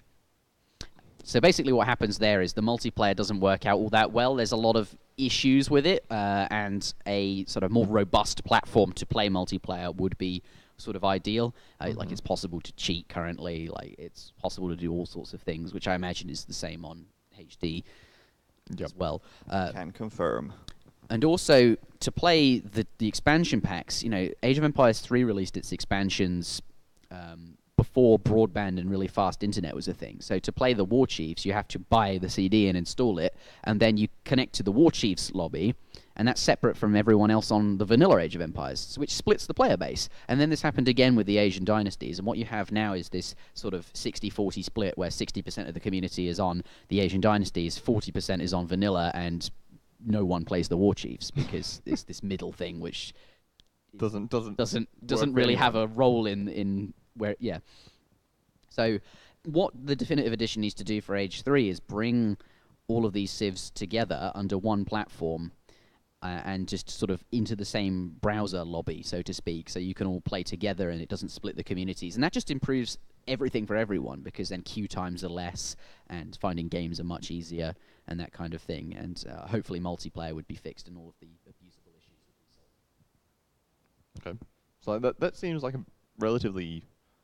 I don't really want to say minor, but like very simple list of things, right? You basically just want them to fix just the problems with an old game. Because I don't think Age 3 needs to have a graphic overhaul by any means. Age 3's got fairly good graphics for a game released in 2005, right? So it would seem, I mean, it would be cool if there are a few things they can do, like, for example, Strelitz, which is a Russian unit, doesn't have, like, a graphical difference between its veterans and guard and imperial status. They all look the same. So there are things there that could be added, and there are things like, there are opportunities that you could like, improve the graphic. But, like, compared to Age 1, like, it's not necessary to upgrade everything in the game. Yeah. And Age 2 as well. I think Age 2 doesn't need the same amount of upgrades as Age 1, but I do think it needs that graphical...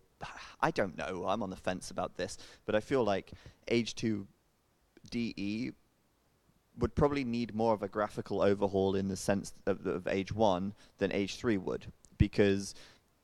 Although Age 2, I think Age 2 is the most beautiful game ever made. I think it's amazing. I think it looks iconic, and...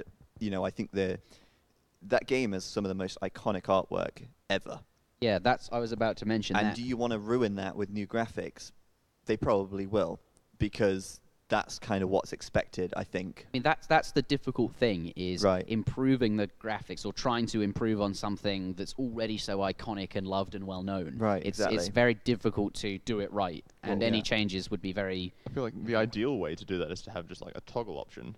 You know, you can use the new beautiful graphics if you want to, or if you are a nostalgic old school person, you just keep using the old ones. Exactly. Right? And then like it doesn't affect anything. It wouldn't affect the gameplay based at all. on no, because like the graphics are just based on a user side, not like a host side. And it absolutely doesn't hurt either to, you know, have building destruction and physics and all these cool things which Age 3 has. You know, you have that building destruction. Even Age 1D now has building destruction. Doesn't have physics, but that would be cool. And then I think most of it is engine side for Age 2. A lot of it is engine side. You know, improving pathfinding, improving multiplayer performance, fixing out of sync issues, these kind of things which still plague HD today and should be fixed, because that's what a definitive edition should be, I think. Yeah. Bit of a controversial comment here. I think one of the biggest things holding back Age of Empires 3 players from trying Age 2 is that Age 2 is quite an old game, and as a result it doesn't have the same sort of shift-clicking functionality that modern games have. Like, it's sort of almost backwards in a way. Like, the way I'm used to shift-clicking is holding shift and then queuing up commands, whereas with Age 2. It You feels do like the first command and then you press shift. yeah, and you do hold the shift next set ones. at the end or something. It's right. it And feels then you release shift and do the final one. Too. like I'm Yeah. not used to doing that, so it's hard for me to play. And I can't the only way shift works is for queuing up waypoints on scouting and for putting down multiple structures. But you can't queue up commands like in say Age 3 and other RTS. Yeah, so you can't make a villager gather some food and then build a house. And then Yeah, gather I'd some more like to food. be able to click my villager, hold shift, click on the on the lumber camp, and then tell him to go to a farm or something like that. And that's really modernization of the game. That's Yep. changing the game mechanically. Yeah, that is definitely touching on mechanics, and Yeah. is like people who currently play, I would feel adversely to Well, this. They like, wouldn't want There this was change. quite a big uproar when multi-queue was added. yeah. And that's... But that's another feature that Right, I that's- find it very difficult that- to play H2 without. right, yeah. Well, yeah, like it's very much a quality of life thing that you should expect from a modern RTS game. Mm. But everyone was so used to playing without it that it's like, you're Yeah. taking away my skill advantage because... Because I'm used to how this works, yeah.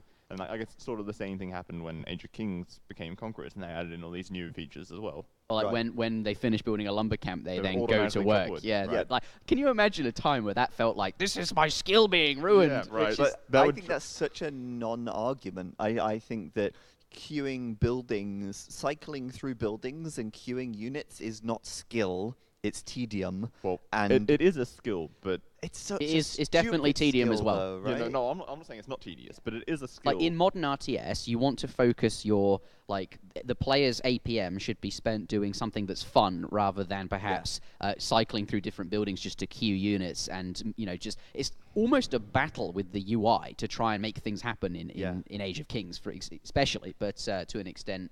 But the goal is to shift the focus from cycling through buildings, queuing units, to using those units more effectively once Right. they're created. or like having a better macro, or you know, Yeah. doing something tangible Yeah. rather than I mean, a I basic don't believe skill. for a second that someone has perfect Age of Empires skill. I think if you took away the factor of queuing buildings by cycling, then they can improve in other areas because no one is perfect, and that No, time of can be course. better spent in other places. Move the APM around. It's being spent Yeah, currently right. on Queuing units. queuing units or recamping a lumber camp or something.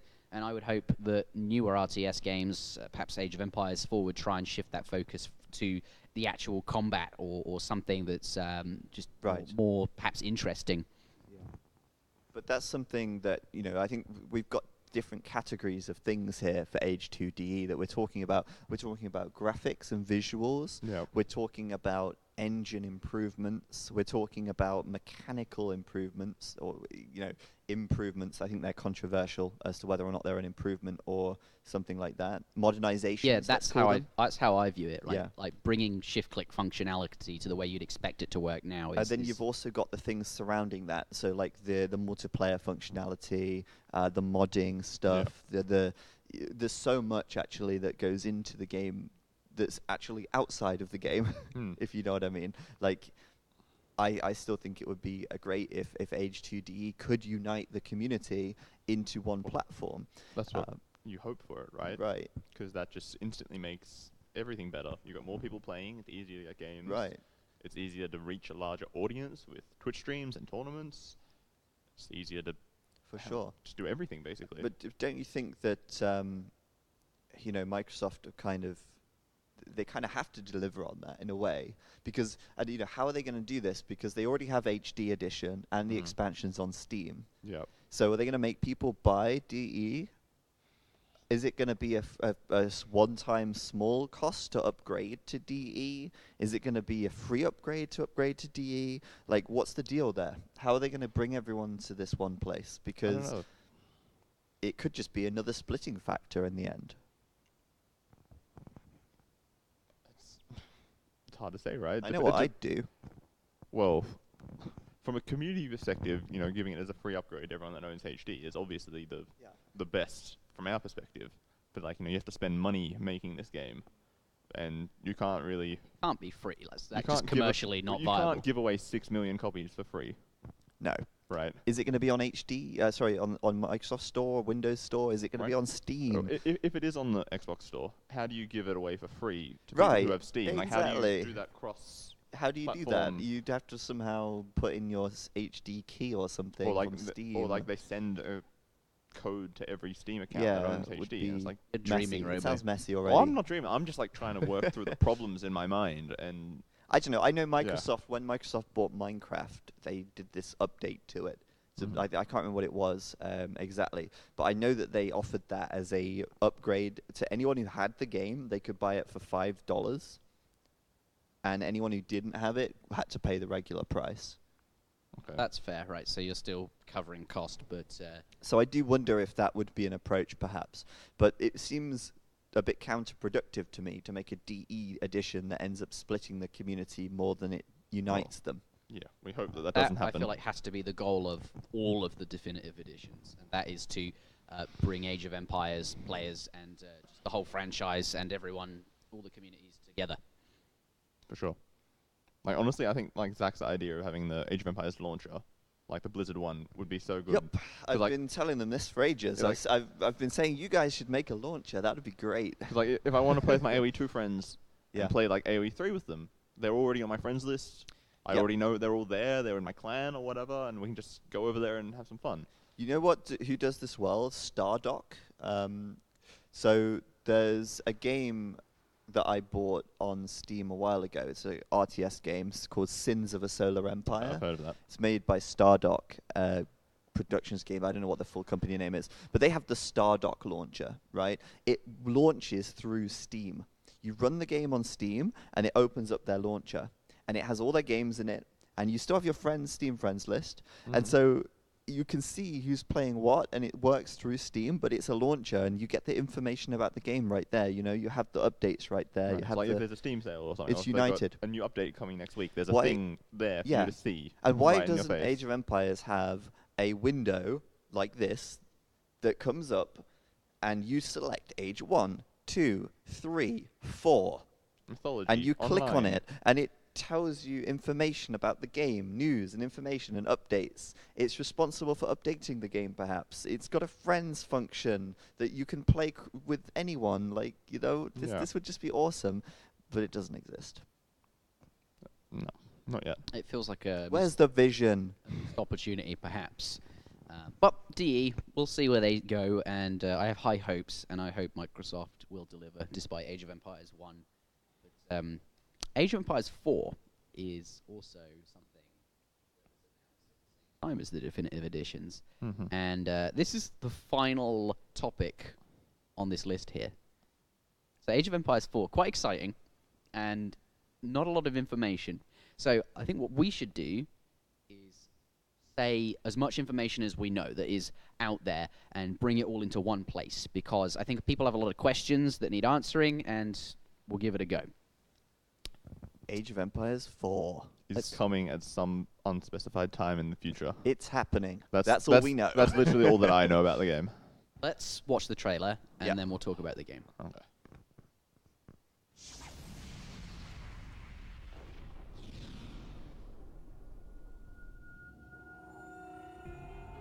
Time changes everyone.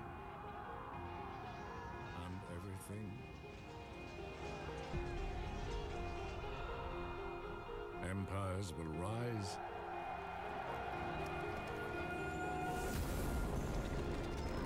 Kingdoms will fall.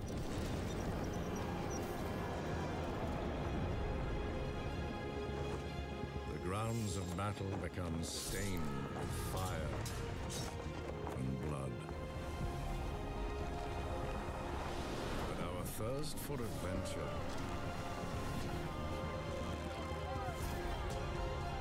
exploration,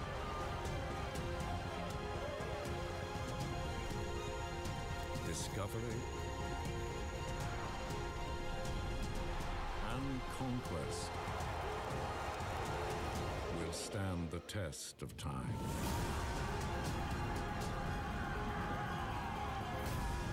Together, we have battled through history. Now, a new age is upon us.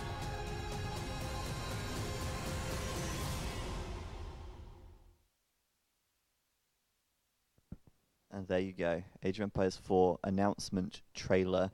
And that's really all it was. It was an announcement trailer to say, hey, Age of Empires 4 is happening. Here's some pretty graphics and some amazing voice acting. And here's no more further information. Yeah, and we haven't heard really anything since. But let's start with the trailer, because it wasn't like there was nothing to do with gameplay there, obviously. It was just this sort of through the ages there, I think, showing all of the previous titles, starting with... start with Age 1? I don't know. It did start with Age 1. It was like the Age 1 box art guy. Then and it then it progressed through. It moves through. You can see this progression. Like a timeline. Exactly. That's exactly what it is. And then it ends on the sort of Asian Dynasties artwork that we have here at the studio. So I think there are a few different ways to look at this. Right, the trailer is a depiction of each age game going forward, each one in a new sort of age or a time period, so to speak, progressing forwards through time. Right?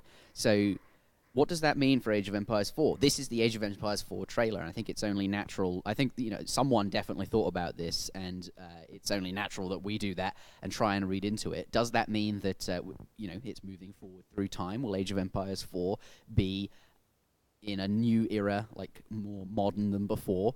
What era would that be? Well, first of all, all the Age games so far have been chronological through time. Age 1... Except for mythology, but... Well, we don't count that. It's not really a real thing. It's not a real Age of Empires game. Age 1, 2, then 3. It went through chronologically through time. Yeah.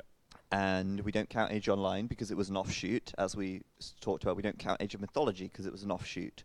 And the trailer also goes through time. And the most notable thing about this trailer to me that stands out is that it says at the end, a new age is upon us. And that, to me, could mean two things. Number one. Number one, a new Age of Empires game. Oh, well, that's a big claim. Are you sure they're doing a new one? Or number two, a new age, as in a new time period that the game is going to feature.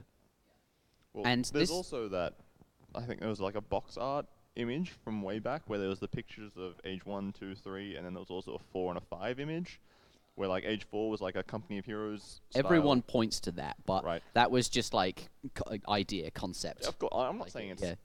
I don't think that was them committing to these time periods in the future. But you're right. Well, they do exist. It was definitely not a commitment to it, but it was a thing exists. that they were clearly thinking about at one point. Exactly. So so it's a direction that the game could go in. Yeah, but I think we all know. I think generally the community has this very negative feeling towards. If you ask any Age of Empires player, what do you think of an Age of Empires, World War II, World War I era sort of kind of thing? I think most people's reactions would be, it's not really the Age of Empires. It's not really Age of Empires, is it? It's not really what I was hoping for. How do you do base building in that sort of a game? I don't know. But I don't know. I'm sure you were talking about details there, really. I mean, the idea is that, in theory, yes, you could make an Age of Empires game that feels like Age of Empires in a World War modern setting, because... Yeah. I think it's definitely possible, because there are World War setting RTS games, right? They are out there. But my worry is if that came to Age of Empires, it would not feel like Age of Empires. My hopes are that they don't go forward in time and instead stick with the time period that everyone sort of loves, which for me is that medieval era, right? The time period that Age of Empires 2 is set in, that sort of through to the Imperial Age, sort of medieval time after the fall of Rome in the Dark Ages. Like that's... Yeah, but the problem is there's nothing in the trailer to indicate that at all. And there isn't really anything. If anything, the trailer and the narration in the trailer indicates more so that there's going to be something after Age 3 in terms of time period. Yeah. But let's think about who's making it. Who is making Age of Empires 4? It's Relic. Now, what two games have Relic made? Big games. They made Company of Heroes and they made Dawn of War. Now, if you take that concept art that you were talking about that goes from Age 1 to 3 and then 4 and 5, you could basically take a screenshot from Company of Heroes and put it where number 4 is, and you could basically take a screenshot for Dawn of War and put it where number 5 is. Relic actually has already made those two games. And does it make sense for Relic to remake those games that they their own original IP to make it? No, it's not original IP. Sorry, they used the Warhammer. Yeah. Sorry for Dawn of War. But my point is, they made those games. They're Relic games. Well, in theory, that means that they have quite a bit of expertise in making that sort of a Yeah. game, right? So that's two ways to look at that, right? Do they make a game in that style, which they already have great expertise in? I Three feel like Company of Heroes that's games, the I think. logical way to do it, right? Or You don't get a company that's been making, I don't know, FIFA games to come along and make a game set in medieval history, right? They're Yeah. completely different. Like, obviously, like, a much greater difference, because we're still talking RTS games here, but it's still Sure. different. But then at the aspect, same different ways to time, approach why the would game. they not just make Company of Heroes 4 or Dawn of War 4? You know, it's like they're already their franchises. It's Well, like, Well, they need permission from Games Workshop if they wanted to do another Dawn of War. right, but And Company of Heroes? my point is, it would, in my opinion, feel very weird. But then there could be this kind of whole meta to it, where it's like Microsoft are thinking, okay, well, Age 4 needs to be modern, maybe World War, because that's kind of what we hinted at before. That's kind of what the trailer's hinting at.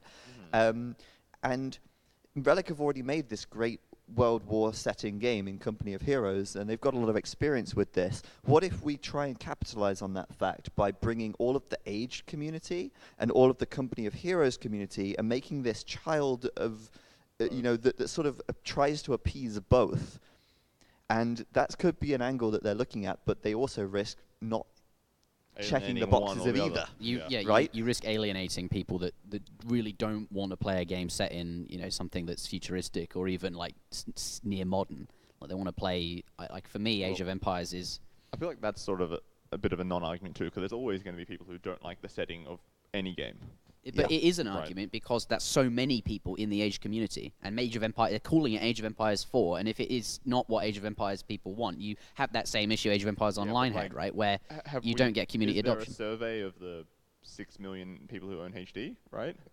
Let's do a straw poll right now, Yeah. Ham. All right, put one in the chat because I'm pretty sure 80% of it will say I agree with interjection. Let's have a game. I want a game set in. I don't doubt the people who follow Age of Empires competitively would agree with that. But that's not necessarily the entirety of the audience of people who would I think buy even the casual game. Age of Empires players, like they play Age of Empires because it's Age of Empires and not because it's, you know, it's. There are plenty of other games out there that are more modern or futuristic, but Age of Empires is still this incredibly old, popular game, and it continues to be so. I think the time period it's set in is hugely important, and And the problem they have as well, sorry to cut you off there, the problem they have with going forward past Age 3 is that you start to get a lot of overlap with other games. We mentioned Company of Heroes, but what about Command and Conquer? What about StarCraft, which is, you know, potentially filling that number 5 slot, right? These games already exist. These games are already wildly popular, and Age of Empires is not that. Age of Empires is a historical RTS. Now, you could argue that, you know, World War I, World War II is history, but it's much more modern history than we're talking about with the age settings that we've had before. And I think Microsoft aren't afraid to revisit old ages. Look at Age of Empires Online. That kind of crossed over a lot with the Age 1 time period. yeah, they went the time period. Well, time period is a very general thing. They were going for that classical era, that sort of you know, Babylonian It's sort Norse. of a mix of Age 1 and Age of Mythology, kind of, I feel. So one thing that we've not considered really is that, you know, we're saying that logically it has to go forward because it showed chronologically in the trailer, you know, from Age 1 to Okay. 3. Can I and Will's interject? saying that maybe it's going to revisit. What about if it does something new Well- that's also in history? What about something that might have been missed? What about if they zoom in on a section of history? Like that hasn't been- specifically Rome, for instance. You're saying something Exactly. like that? Yeah. That would be awesome. Or That's what I'm like saying. it's only the ancient Greeks. Like, or okay, something yeah, like because that. Age of Empires 1 had this very broad, ancient, classical era. Yeah.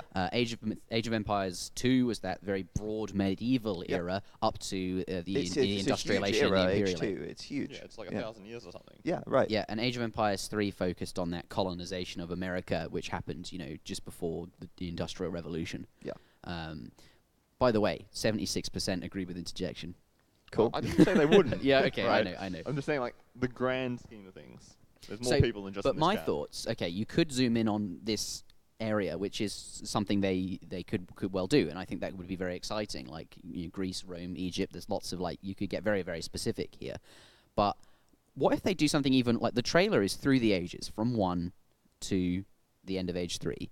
What if we see a game that encompasses that entire span? You've played Rise Empire. of Nations. Have you? Yeah, Rise of Nations. And have you played Empire Earth? A A little bit. Yeah, once or Yeah, twice. that goes through from the prehistoric era to Nuclear weapons, post doesn't it? data modern era Yeah. where you've got like robots firing lasers. But it goes through like the whole spectrum. Like you go through the medieval ages, you go through the Industrial Revolution, and you go through World War One and Two, and it's like this whole span. And it was a very sort of, I thought that was really cool. And that's, I think, something else that we're not considering that might be possible. That the trailer, it's very like, I mean, we're only reading into a trailer here. Right, and it's not even an incredibly long or detailed trailer. It's not even really telling us anything for certain. It's nothing concrete in that trailer. We're making Age of Empires 4. Yeah. But I feel like there were hints dropped there. And I think a big hint also is that that trailer was narrated by Charles Dance, who I think, at least nowadays, is very well known for his role as Tywin Lannister in Game of Thrones, which is this fantasy medieval So maybe it's a Game sword-fighting of Thrones setting. themed RTS game. Oh, it's We're onto it. we Now figured that's them two out. fan bases you could mash together. Yeah. I think, yeah, that would be real. I would. Oh my goodness, you're giving me ideas now. But that's a good point, though, Will, because I mean, maybe he's a great voice actor. Let's be honest, as well. But Fire you and could blood. read into that as well if you wanted to.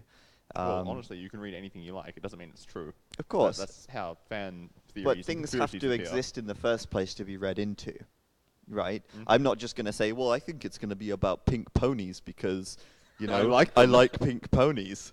That's not how this works. we heard you has to say be it here there in the first. first place. Well, because you said you were telling them about the Age of Empires launcher. Maybe you were telling them about your pink pony obsession.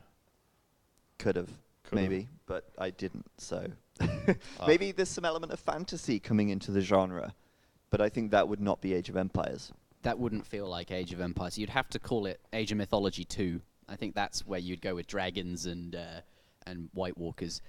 I agree. So really, what we've concluded here is that we've got no idea. It Yeah, could be pretty much. many things, and really the trailer doesn't tell us enough. But what we do know is that it's coming Yeah. At so some point, at some time. at some point, In at the- some time in the future. Yeah, we've shown right. the trailer. We've discussed all the ideas. I think generally the Age of Empires community is more fond of something that isn't futuristic or modern, that continues to be that sort of historical RTS that stays sort of true to the Age of Empires genre. But it's very possible they go forward in time. It's very possible they span all of time, like I mentioned. Or maybe we zoom in on a particular interesting period of time. And I really don't know. Nobody knows, but it is interesting. But is there anything we can say about Age of Empires 4? I think the first thing I want to touch on is the release date. This is something nobody knows, and not even companies, like I doubt even Microsoft or Relic know themselves, right? Like it's Probably nebulous right we- now. well, It's we like can kind some of- place over here. people want to know release dates. That's Yeah. the most searched thing in Google. we So can let's kind of assume that it's going to be after H2D and after H3D. Yes.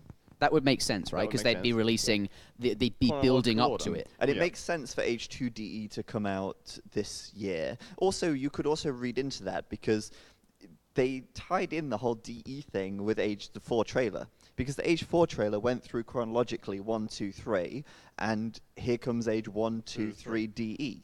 Okay. And so- then Age 4 is coming afterwards, right? So, well, we assume. But it makes sense that that would be the case. And I imagine Age 2 DE would come this year as Age 1 DE or came early- last year. Early next year, maybe. Yeah, something like that, uh, depending on delays or whatnot. And then obviously Age 3 DE Another year or sometime two? next year, A and then year or Age two 4 after the that? year after that seems to be the most logical way.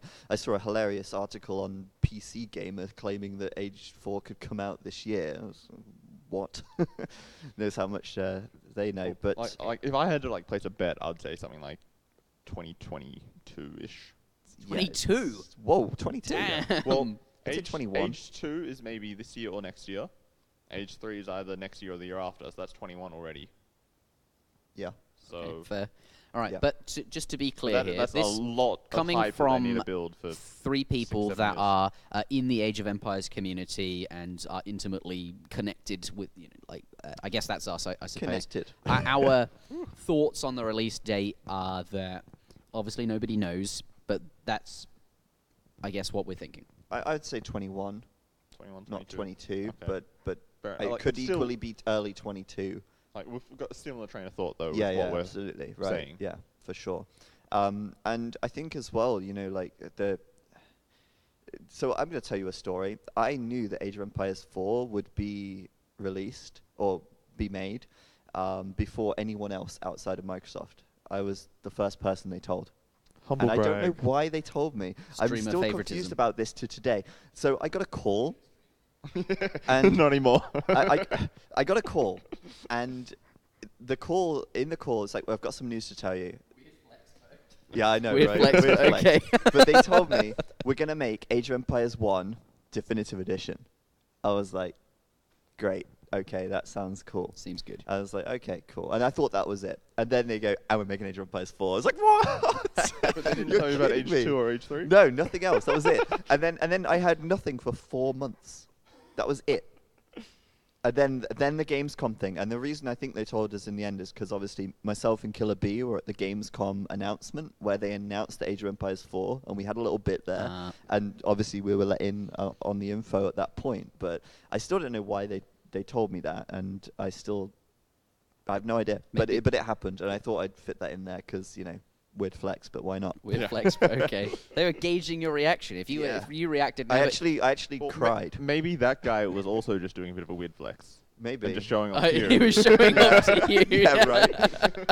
But yeah, I don't know. It was an emotional moment. Yeah, well, you know, Age of Empires is such a big part of everything you've been up to in the last few years.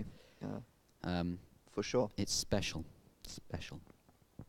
So there you go. Age 4, continue. You said the release date, we don't know, but we presume 21 or 22. Is there any other news on this then? Like anything that Yes. Microsoft have confirmed or said themselves that is official? There like, was a can thing we that bring happened all of that recently. to this podcast so we can tell people? Sure, I mean, there's only one other thing really at this point, and that's the composer who made a post online. Yeah, he made a tweet, I think. Yeah. When he was at a recording session or something. Yeah. For Age 4 saying soundtrack. that he just worked on the Age 4 soundtrack. I think it was a Polish guy, I don't know. maybe? I can't remember who it was. I think so too. Yeah. But yeah, that was the other thing. But other than that, there really has been radio silence up until this point. Yeah. Other than just the Relic, which has been known for Yeah. forever, that Relic is working on the game.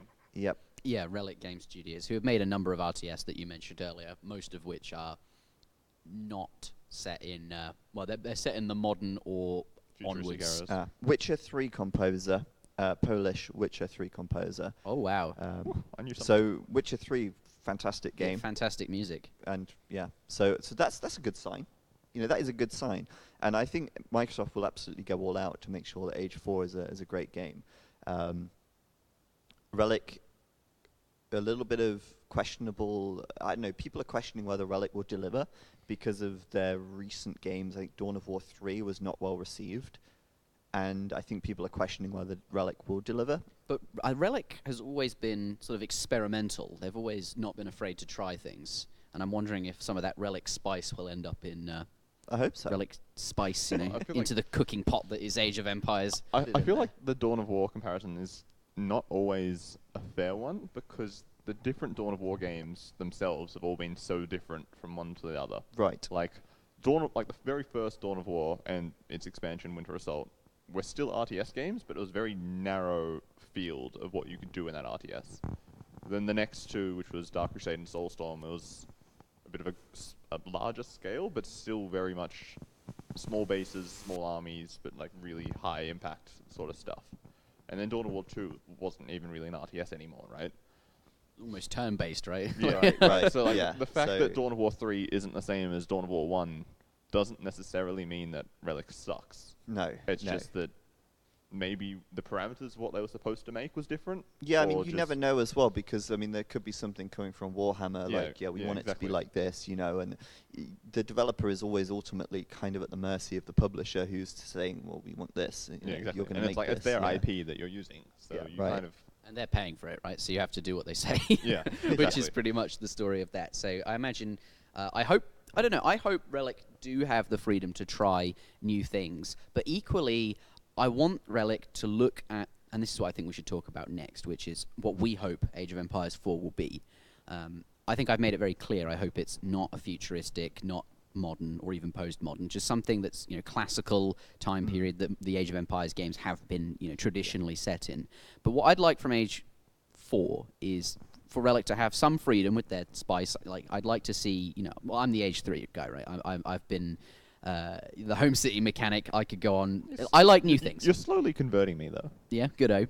But I'm hoping they have freedom, and I'm also hoping to see all of the best parts from the previous Age of Empires titles. So I mentioned Age of Mythology earlier. Something that I think's really, really cool about that game are, you know, obviously god powers and myth units. I don't know how that would fit into Age of Empires 4, but I would hope for something as awesome, you know, something like that, like these abilities that you can activate. It could be like a hero power or something, like yeah, if you're playing as the Romans, like you have Caesar or something, and he can do a thing. I'm even thinking, of like, you know, if you like, Hearthstone is obviously not RTS at all, but each hero has that very unique flavor, and you can use like the mage's hero power to ping units and stuff. Yes, I'm hoping for something cool like that feels like I'm playing this faction and it has this special thing, like how god identity. powers. Yeah, and god powers deliver that identity. And also in Age of Mythology, a settlement. So I really like this idea where you have to push out on the map to build new town centers, which obviously helps your economy grow. But more importantly, in Age of Mythology, settlements are this source of population, and you have to control them and fight for them. And the game is about fighting for these positions on the map to build town centers in, so that you can have more population and therefore make more units and be better and more well off in the game.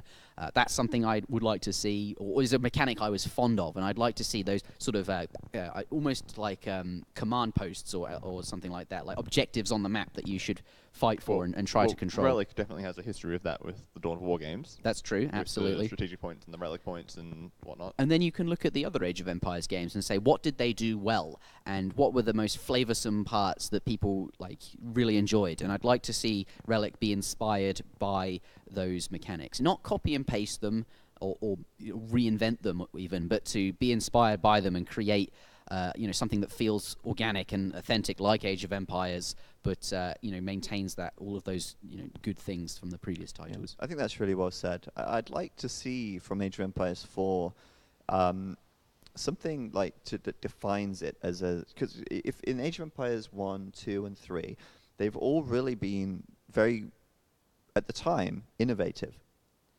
And you know, and that's true across all the core games.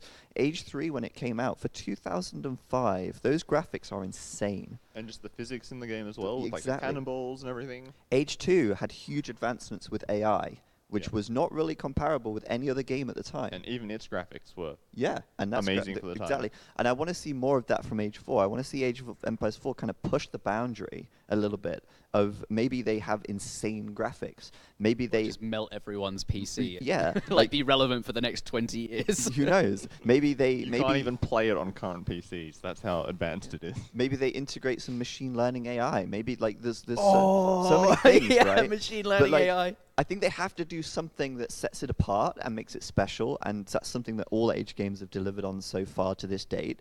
But also, I'd like to see more unique mechanics as well. Like, I'd like to see them experiment.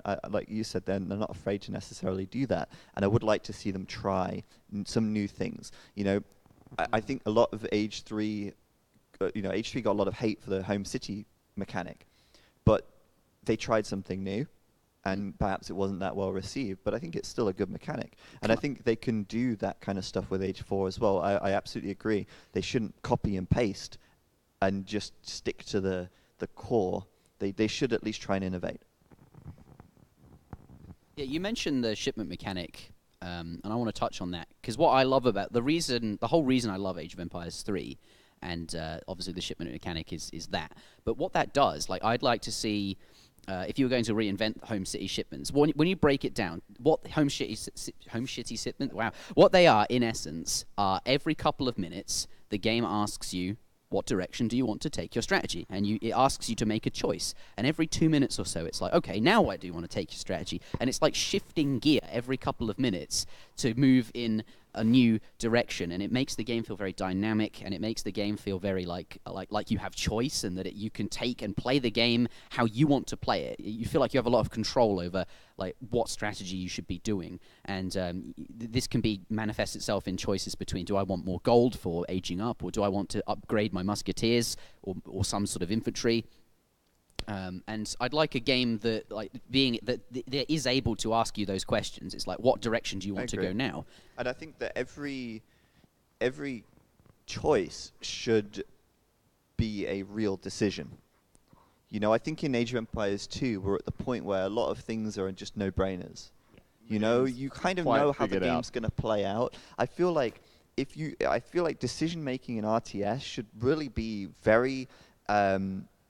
it should be a big part of the game, and it should have influence in more parts of the game as well. I feel like it should be a very fluid thing. Like, you should never have to make the exact same decision every game. Yeah. Like, there should be obvious payoffs. I feel like or negatives to doing something, right? Yeah, I agree. That I think every positive should have a negative in a way. Not everything, but like in a lot of cases, I think this could make the genre very interesting. I was going to mention, I like strategy to feel dynamic in the sense that, oh, my opponent's doing this, and then you shift to do something else that is good against that. But then equally, they see that you're shifting and that they shift again. Right. And it's this constant sort of dynamic feeling gameplay where you're always like moving. It's very fluid. Yeah. Now take that, but on top of that, you've also got a negative effect of shifting.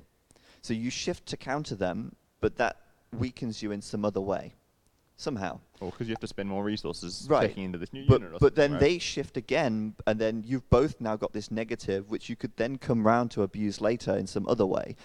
I'm talking very vaguely here, but you know, we're sort of trying to picture this concept. But you know, all in all, I think it's very good to have that fluid decision making and to allow the player to shift gear very quickly. And something that also Age 3 does very well in that is because of your instant gathering resources, you'll take 10 villagers off wood and put them all on food and have no villagers on wood, right? Because that's a shift. Yeah. Often when I'm like coaching Robo, I'm just like, right, let's re-macro for this. And you go and like shift 3 villagers to a new resource. And I'm like, no, we're shifting all of these villagers. All of them, yeah. Yeah. And you can do that. Like, it feels very instantaneous because there is no drop sites. You just sort of like, right, we want to do this now. We're going to make a different unit. Let's just rejig our economy like on the fly. But let's talk about as well, though, what makes an Age of Empires game an Age of Empires game. What's the iconic? What are the pillars that make an Age of Empires game? You know, at the moment we're talking about new things, new ideas. But what needs to stay the same in order for it to still be Age of Empires? City building. City building. Random maps. Yeah, random maps for sure. Like Age of Empires is based on, although I think it might be interesting to see static maps as well. But random maps is for sure. Like, that is what Age of Empires is. It's about scouting a map, finding out where you should go, where the resources are, and playing on it. City building. City building as well, a huge one, which I think could be expanded in future games as well. Like, city building, you could take a more sort of grand strategy approach to city building, where you have like production chains, for example, and it doesn't have to be too complex and too time-consuming, but you know, we spoke about the other day, because we talk about this stuff all the time since we live together. We were sat around the table. And we talk about Age of Empires all the time. What if you could upgrade your farmers? Instead of doing an upgrade at a mill, you built a bakery. Near the mill. And near the mill, and it upgraded it. Right? It's like adding this extra layer, but that mill would only affect that bakery would only affect that mill or something, right? Right. Again, it's quite a vague idea, but it's something which could be expanded and would add some more flavor and diversity to the city building aspect of the game. Especially for like the players who are more casual and are mostly playing it because they can build a pretty city and then 2 hours later they can have a big fight, right? You can see natural expansion from your city. Like maybe you make a watermill near the river, and then you make grindstone nearby so that you can, grind the wheat from your farms that are over there. Right, but it doesn't have to be a really micromanagement thing. It can be a very quick thing. And you just place the building next to it. And it's done. But that's got that nice city building element to it. Yeah. But then one thing that I think is another pillar of Age of Empires is micromanagement. Look at Age 2 and how interesting and important micro is.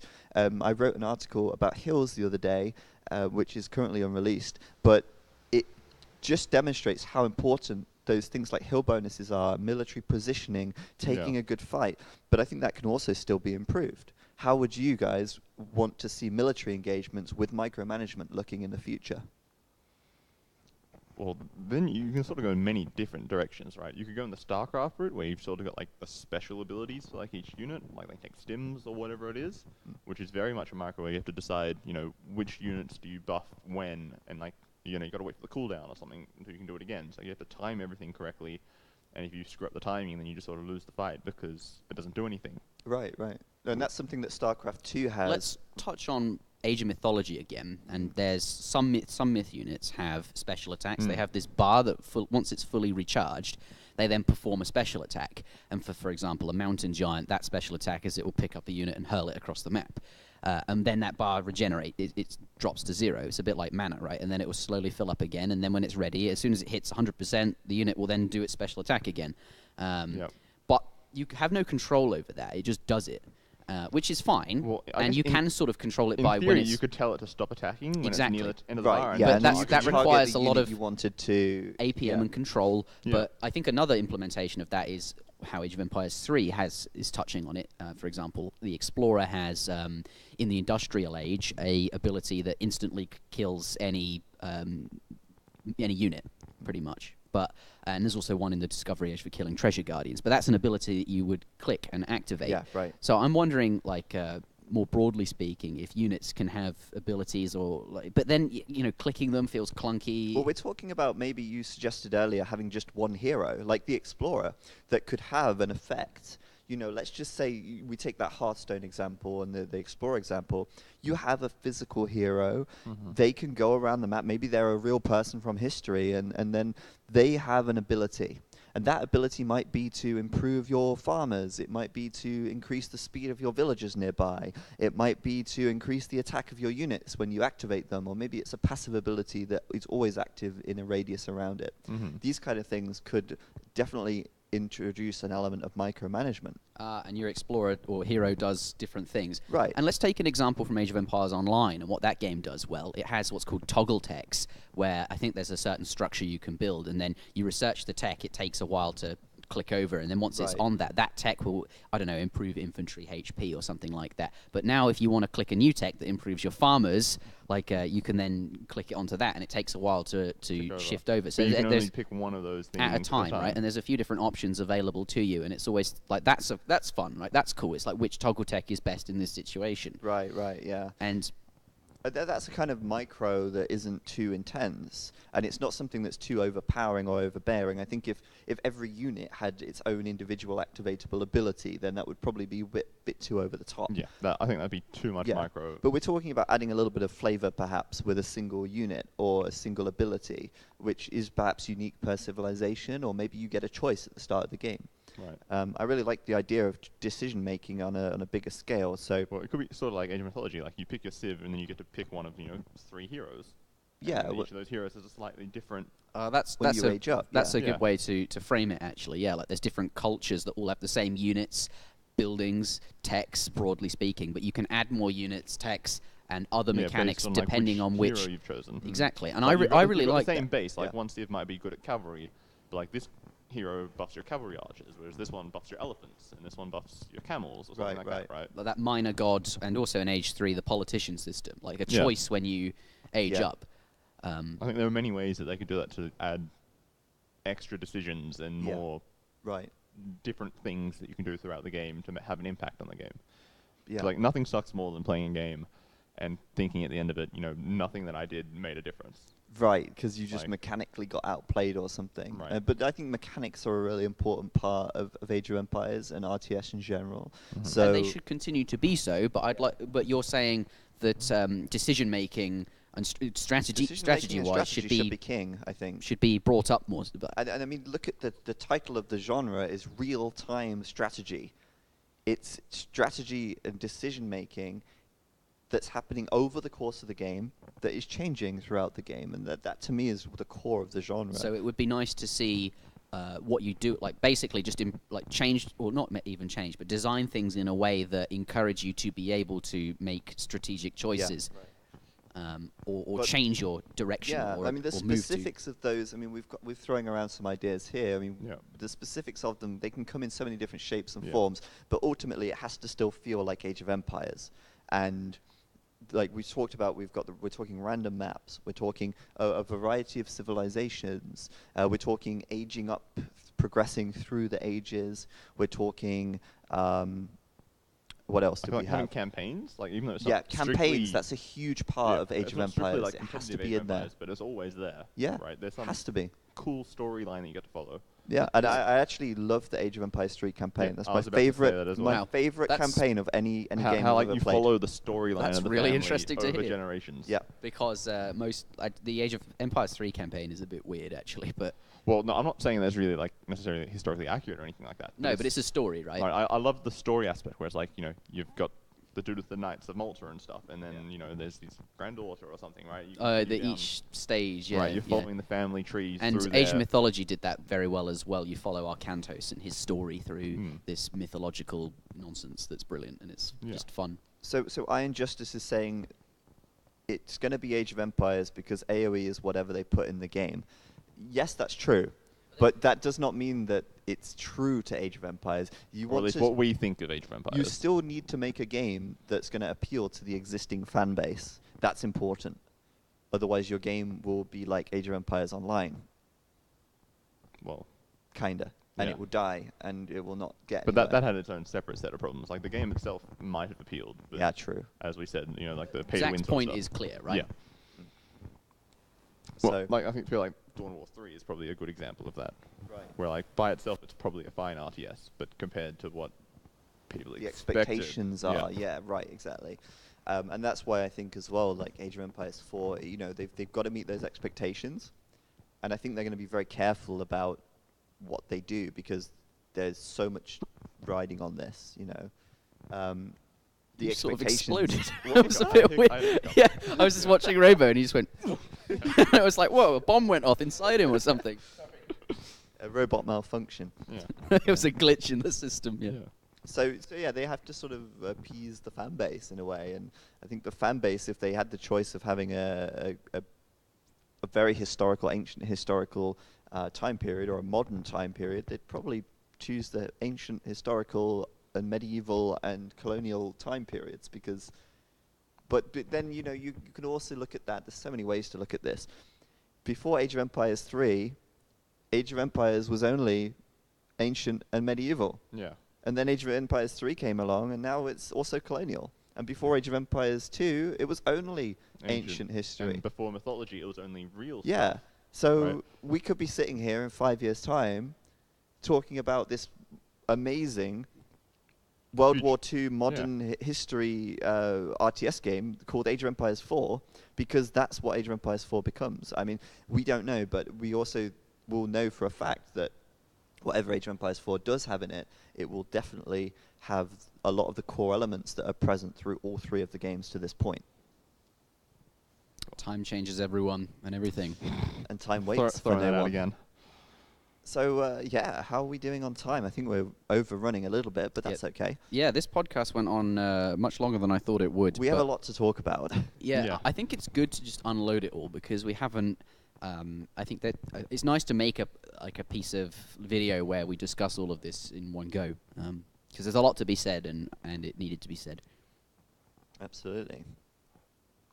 What's next? Is that the last topic? That is the last topic. Oh my actually. goodness. There is one other note at the bottom. Apparently, there is some Age of Empires news coming out on the next Oh, yeah. Xbox Insiders special. Oh, thing. yeah, March 12th March you've written 12th. here. I've got no idea. Yep. What When is that? I don't know where it is or like what time or anything like that. But March apparently 12th. there That's is. also the day they're voting on Brexit. So two exciting news.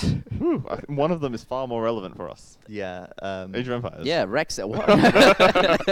But yeah, okay. I didn't. I forgot that so you'd written that. apparently there is just some Age of Empires big news coming that we have to. That's what Wait for. Yeah, that's what we've I- been told. I guess we'll see you on March 12th then. That's yeah. We should do. We Yeah. should talk about whatever that is. we should talk about it on the show on March 12th. I don't know what day that is, I but think that's a Tuesday. that's not fine. We don't stream on Tuesdays. The next stream after that, we'll talk about it after it happens. But- But speculation about what that could be. I mean, it's been said a big announcement. Well, Oh. people have been saying, it's a release date for Age 2D. Could be. More information about Age 4. Could be. Age 3. I've heard rumors that Microsoft's going to buy Relic. Could be. I'm not sure if that's. I've directly heard that related to rumor Age as of well, but I Empires, don't think but- that makes any sense. To be Yeah. honest. And why would they announce that on the Xbox thing? Like, what does it directly have to do with Age of Empires? Right, it doesn't Like, make sense. I think, yeah, I mean, there's also speculation they're going to release an Age of Empires game on the Xbox, but that is actually something which I want to go right back. We talked about Age of Empires 1 DE earlier, and how it came out on the Windows Store. Yep. Yeah, and how you need an Xbox Live account to play it. And how so many people thought that Age of Empires 1 DE was an Xbox game because you needed an Xbox Live account to play it. Microsoft are so bad at this communication thing, you know? Well, I just feel like it's a really bad branding thing to begin terrible. with, right? It's so bad. Like Xbox Live, like you think that's, you know, the yearly premium you have to pay to play multiplayer games on Xbox, right? Yeah. You don't even Here's an consider Xbox. it. It's a console. It's nothing related to the you PC wouldn't even at all. consider it being related to PC games. Here's an Xbox Live account. This is what you have to play on your Xbox Online. Oh, and by the way, this Age of Empires game, which is exclusive for PC, it's on that. Yeah, right. Right, yeah. Now you're wondering why everyone's really confused and asking, Like, where's the Xbox if it was like version? called a Windows Live account, then I want to punch someone right now. I'm getting angry because it's like, it pisses me off. It really pisses me off because this shouldn't happen. It just, no, Zach's getting up and going. And that Zach is muted. That is the end of that. Okay, well there's some things we're hopeful for. Age of Empires, the definitive editions. Let's hope for community cohesion and bringing everyone under one umbrella with all the bells and whistles and features that you would expect. That's what I'm hoping for from the definitive editions. Let's end on a positive note, shall we? And that wasn't positive at all. And I thought you were gone. And Age of Empires 4 has been announced, and that's all we have to tell you. There really isn't anything else to say, except apparently some news on March 12th, which is only in a couple of days. But we've discussed our speculations and what we sort of hoped Age of Empires 4 will be. But at this point, it's very nebulous and very... It could really be anything. It could be modern. It could be through all of the ages. It could be... It could be anything. It could be... We'll have to wait and find out. It could be. I think that is the story of this discussion, this podcast. I think we're calling it It Could Be. We should just rename it to It Could Be. But that is going to be it from us here. Afterwards, after this, me and Ham are going to be playing Stronghold, talking about city builders. Keeping it medieval, keeping it city building. The Stronghold is a very old game, but a very good example of city building, I think, and just like managing a very, very in-depth economy with lots of resources. It's a cool game, but that's going to be it for this podcast, and hopefully we've final words from covered everything we meant to cover. Final words from Robo. Beep, boop. I hope all the games are good. Yeah. Like we really discussed it all. I think. Cool. Final thoughts from me. I know I was very angry about things, but I'm very positive right now about the future of Age of Empires as a whole. Age of Empires 2 going in a great direction. Age of Empires 2 DE and Age of Empires 4, I think, well, at least I hope Microsoft will have learned from some of their previous mistakes. I think because they're starting to involve the community more, I think less things will slip through the net, and I think that the games should be good. We're looking forward to it. I'm going to go over to the casting booth, and I will, I think we have a little new video to... Oh yeah, hit it, Ham. Yeah, to show you all. Have fun.